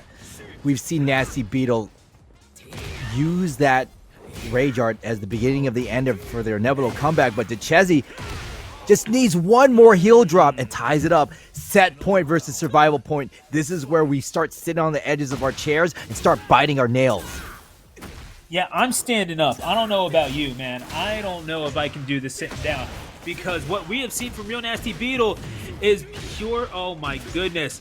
Not a beatdown like this. It's taken a lot of strength to even get to this point. But Decezy, much like the journey of Real Nasty Beetle thus far, this victory will not come without its knocks if it is to be. Get the sweep. Looking for the throw, weirdly enough. I felt like Real Nasty Beetle is going to carry him all the way across the deck of the ship, actually just wiping the deck with him, and is going to find a way to survive. Oh my goodness, Decezy. Before we go writing storylines without his permission, let's just go ahead and get this done. What an offensive measure, Decezy.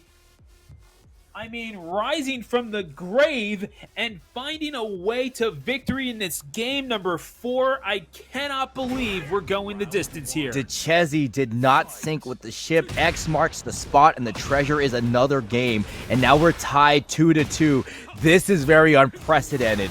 Real Nasty Beetle has yet to drop a single game, and now has dropped 2 against Decezy. We knew this was going to be fast and fierce. We just didn't know it was going to be this fast and this fierce. Yeah, the good people of Paris, France are getting a good show tonight on the deck of this ship. And Real Nasty Beetle putting Decezy up against the wall, and now Real Nasty Beetle, a man on a mission. You gotta love what you're seeing from this Jin. Yeah, it's playtime's over. Nasty Beetle has realized the longer that they let this match go on, the more than likely their odds of winning start slimming down. Yeah, but then again, you could argue that's the curse of speed that you're seeing for Hwoarang is that you can make this match end real quickly, but you almost have to. If you are this character, you do not want the Fundy's character to start doing Fundy's things on you, and thus, the more you're pressing buttons, the more you're exerting your pressure, the more you find out if they are but a clump of dirt, or if they will come out shining like a diamond. Real Nasty Beetle. I don't think this is a clump of dirt. I believe Nasty Beetle's more of like a clump of clay, and they're molding themselves to be whatever they need to be in order to take down Decezy. Could very well be, and could be the clay that becomes a brick to the head of Decezy if they're not careful. Real Nasty Beetle backing up to give themselves a little bit of space. Beautiful low parry into the corner, and Decezy could be seeing their doom spelled out in front of them. And we will see now what Decezy can bring as their back is up against the wall. Yet again, figuratively, could well be literally. Definitely. Yeah, definitely literal. Nasty Beetle. Nasty. Oh my goodness. Nasty Beetle making sure that they got the advantage. Pressing that forward. Decezy up against the wall. They can stand up, but gets caught with the low one more time. They're fighting scared, and they use some heat to make some space. I mean, you got to get yourself out of that predicament somehow. Breaks the hold. Well done by Real Nasty Beetle, but is going to see now if you can maybe get them back into the corner. The ability of Real Nasty Beetle to control the space is the difference maker. Real Nasty Beetle, 9 straight set wins in order to make it to grand final 51. Tekken 8. Call sign twitch.tv/breakoutes. To the seaside resort we go. We got the beach hat on and everything. Real Nasty Beetle came in the gala best. You already know it's game number 1. This is a match, the first time grand final player, Real Nasty Beetle, playing 15 games versus the one-time breakout champion, JAKEMAN, already getting popped in the air. Now I'm going to say it before you, and this is welcome to Bash at the Beach. Oh, you already know. Oh, no. This who was the third man is the question, and we're going to see now Real Nasty Beetle. Could it perhaps be him? Oh my goodness. It's the hat. The hat's the third man. The hat's the third man. The hat was driving the Hummer. We're going to see. This is going to be all wrestling references, folks. I'm so sorry. Dr.theJAKEMAN is going to have to find a way to get back into this thing. And, oh, the toe poke to, to counteract the dash in. Real Nasty Beetle maybe getting a little bit more reckless. That power bomb don't hurt any less just because it's on sand, Captain. Of course not. In fact, it actually hurts more.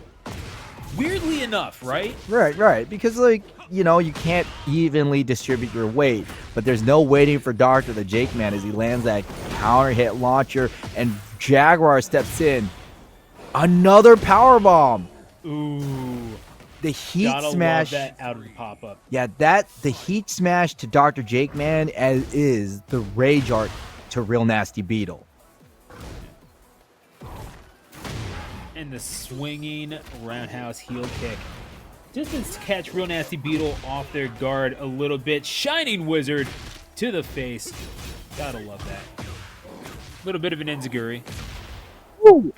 Oh, there we go. Yeah, hey, DDT. Dude, Jake Man the Snake Man. Jake, Called yeah, it. Thank you. Jake is listening to us. Yeah, give the people what they want. You already know. It wouldn't be a pro wrestler if you didn't. But Real Nasty Beetle is mounting a little bit of a comeback here. Eventually, the momentum is stopped. JAKEMAN able to get back up on the feet. But JAKEMAN trying to mount just a little bit of their offense, but is stopped in their tracks. JAKEMAN able to catch him with the low hitbox and take round number 3, and is going to carry Real Nasty Beetle over the wall. They want this victory to be just a little bit more decisive, Captain. Of course, because you have to understand, if you're Dr.theJAKEMAN, if you get the early lead in a high-pressure situation, you're going to really mess with your opponent's mental. And if there's anything fighting games is, it's mental. Shake it up, and you shake your chances of winning. Well, I mean, that's what you have to do if you're a grappler anyway. You can't just be rotating the control stick and eating glue.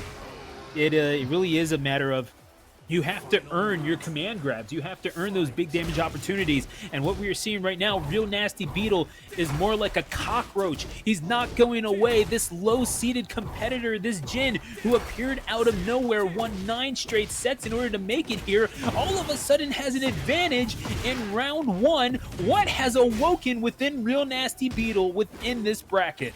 It's called the spirit of winning, and unfortunately, they did not break the tech. That's a 1 break, and they're going to be taken to the wall. That does 70 damage. That's a full combo. Armored right through. No selling the offense. Nasty Beetle. I'm sorry. Oh, that's going to get you stiffed. Oh, this is how. Look at that stiff offense. Yeah, that's a receipt, man. Oh man, that's how you get yourself great Antonio'd. Let's put it that way. Or Hardcore Holly. Or Hardcore Hollied. Or Dirt Bike Kidded. Or let's see. That's actually Sexy Star. Sexy Star. Yeah, actually, goodness gracious. That was brutal. We are going to get into game number 2, and JAKEMAN, again, we're talking about. You only need a little bit. You're gonna get the double underhook DDT. If they want me to call it by the other name, they can. Stop being a foreign country. Anyway. Hey! I already did the water spin. Okay. You're allowed to. I'm not saying you can't. We're going to see now the Real Nasty Beetle special over here, carrying him across the beach. And is going to get it another double underhook. You gotta love it. Dr.theJAKEMAN and running at him with the knee, getting a solid knee. All right, plus. okay, look, we know that Dr.theJAKEMAN, it's time to play the game, okay? Yes. Oh, Carlito! Oh man, spitting in the face of people who don't want to be cool, and you gotta love what you're seeing from JAKEMAN thus far. Getting a read on the offensive Real Nasty Beetle, not going to get the 7 golden letters, but still doing enough to maintain the space, and is going to use Heat Gauge as well. Okay, up 4-4 was armored through thanks to the heat activation from Nasty Beetle, and it's their time. This is a really good position to be in. Oh man, see, the real Jake the Snake would have finished it in that 1 DDT. I mean, you're definitely right, but then again, I don't know if Jake the Snake ever used a giant swing. So you gotta No, he did not. By the way, did you know that my friend told me this? The only finisher to never been kicked out of is the Razor's Edge from Scott when Scott Hall did it. Really? Yeah, nobody kicked out of his finisher. Yeah, at least in WWE, right? No, even in TNA. Huh. Interesting, because I feel like there's definitely a few in Japan that I feel like never got kicked out of, like the Burning Hammer or something. But Oh, beautiful axe kick from Nasty Beetle, and that's gonna go ahead the day and I launch. see a Burning Hammer in Tekken, I'm going to lose my mind, by the way. But we are going to see it either way. Where we get that, the burning passion between these two, trying to utilize that armor, but Jin not having any of it. Real Nasty Beetle not catching on to the timings of it, and JAKEMAN is gonna make him pay just a little bit. Oh, what? No, goes for the Paul Heyman. Beautiful. Did you see? Went for the Paul Heyman and then finishes it with the elbow drop. Gotta love it. You gotta love it from Dr.theJAKEMAN. And now is one game away from finishing things out. And you have to give credit where it's due. Real Nasty Beetle showed so much fight to get here. You know Real Nasty Beetle wants just a little bit more from out of this tournament. I don't think the reserves are up. You're just going up against a more experienced fighter at this point. It's absolutely true. You want to at least get your dubs in, because at the same time, you know, you don't want to have a 0 above your name. Sure. Yeah. I mean, look, the fact is you are taking rounds off this guy. You're showing Dr.theJAKEMAN that he is, in fact, mortal. You're getting cuts in. It's not Oh, no. show... This is going to be it. Oh, no. He's got blocked on. And... Oh. Nope. That's Yeah. what that's what JAKEMAN said to that Rage Art. Nope. Very rare for Nasty Beetle to drop a Rage Heart and have it blocked, but it really just shows like how much they're trying to change up their things and it's not paying out. And then the Vertebreaker to boot, that's just gotta hurt. Actually, was that the Widowmaker? No, that's the Muscle Buster, bro. No, the Muscle Buster is when you're doing that off of when you have the neck on the shoulder blade and then you're carrying him up. Like that was I'm pretty sure the head was below the waist there. No, it's some. That's the ultimate muscle. That's the ultimate muscle. Okay, yeah, that one. Okay. Well, while we were debating that, Dr.theJAKEMAN just won another set. I am so sorry, chat. It's all good, dude. Honestly, I could talk pro wrestling. I legitimately just thought he was. I legitimately just saw a Vertebreaker. That's my bad. But either way. Yeah, JAKEMAN, though. Look at this. They're in trouble now. Nasty Beetle wisely activates heat early. Press the advantage, then press it further. But the arm breaker, no way. You're not going for it, JAKEMAN. You already see! Oh, he's already done! Bro! No! Oh my god! Just when we thought that Nasty Beetle had that round, the RDC turns it around. And more importantly, that sped up and burnt out a lot of that heat timer. That is actually nuts. And then the double chokehold slam to finish it off. And then the spin out power bomb to boot. Dr.theJAKEMAN, MD, showing, you know what, man, you want to take my classes, you better sign up in advance. Dr.theJAKEMAN, MD, you better put the belt on him. That is a second punch on the card. This is your Breakout 51 champ.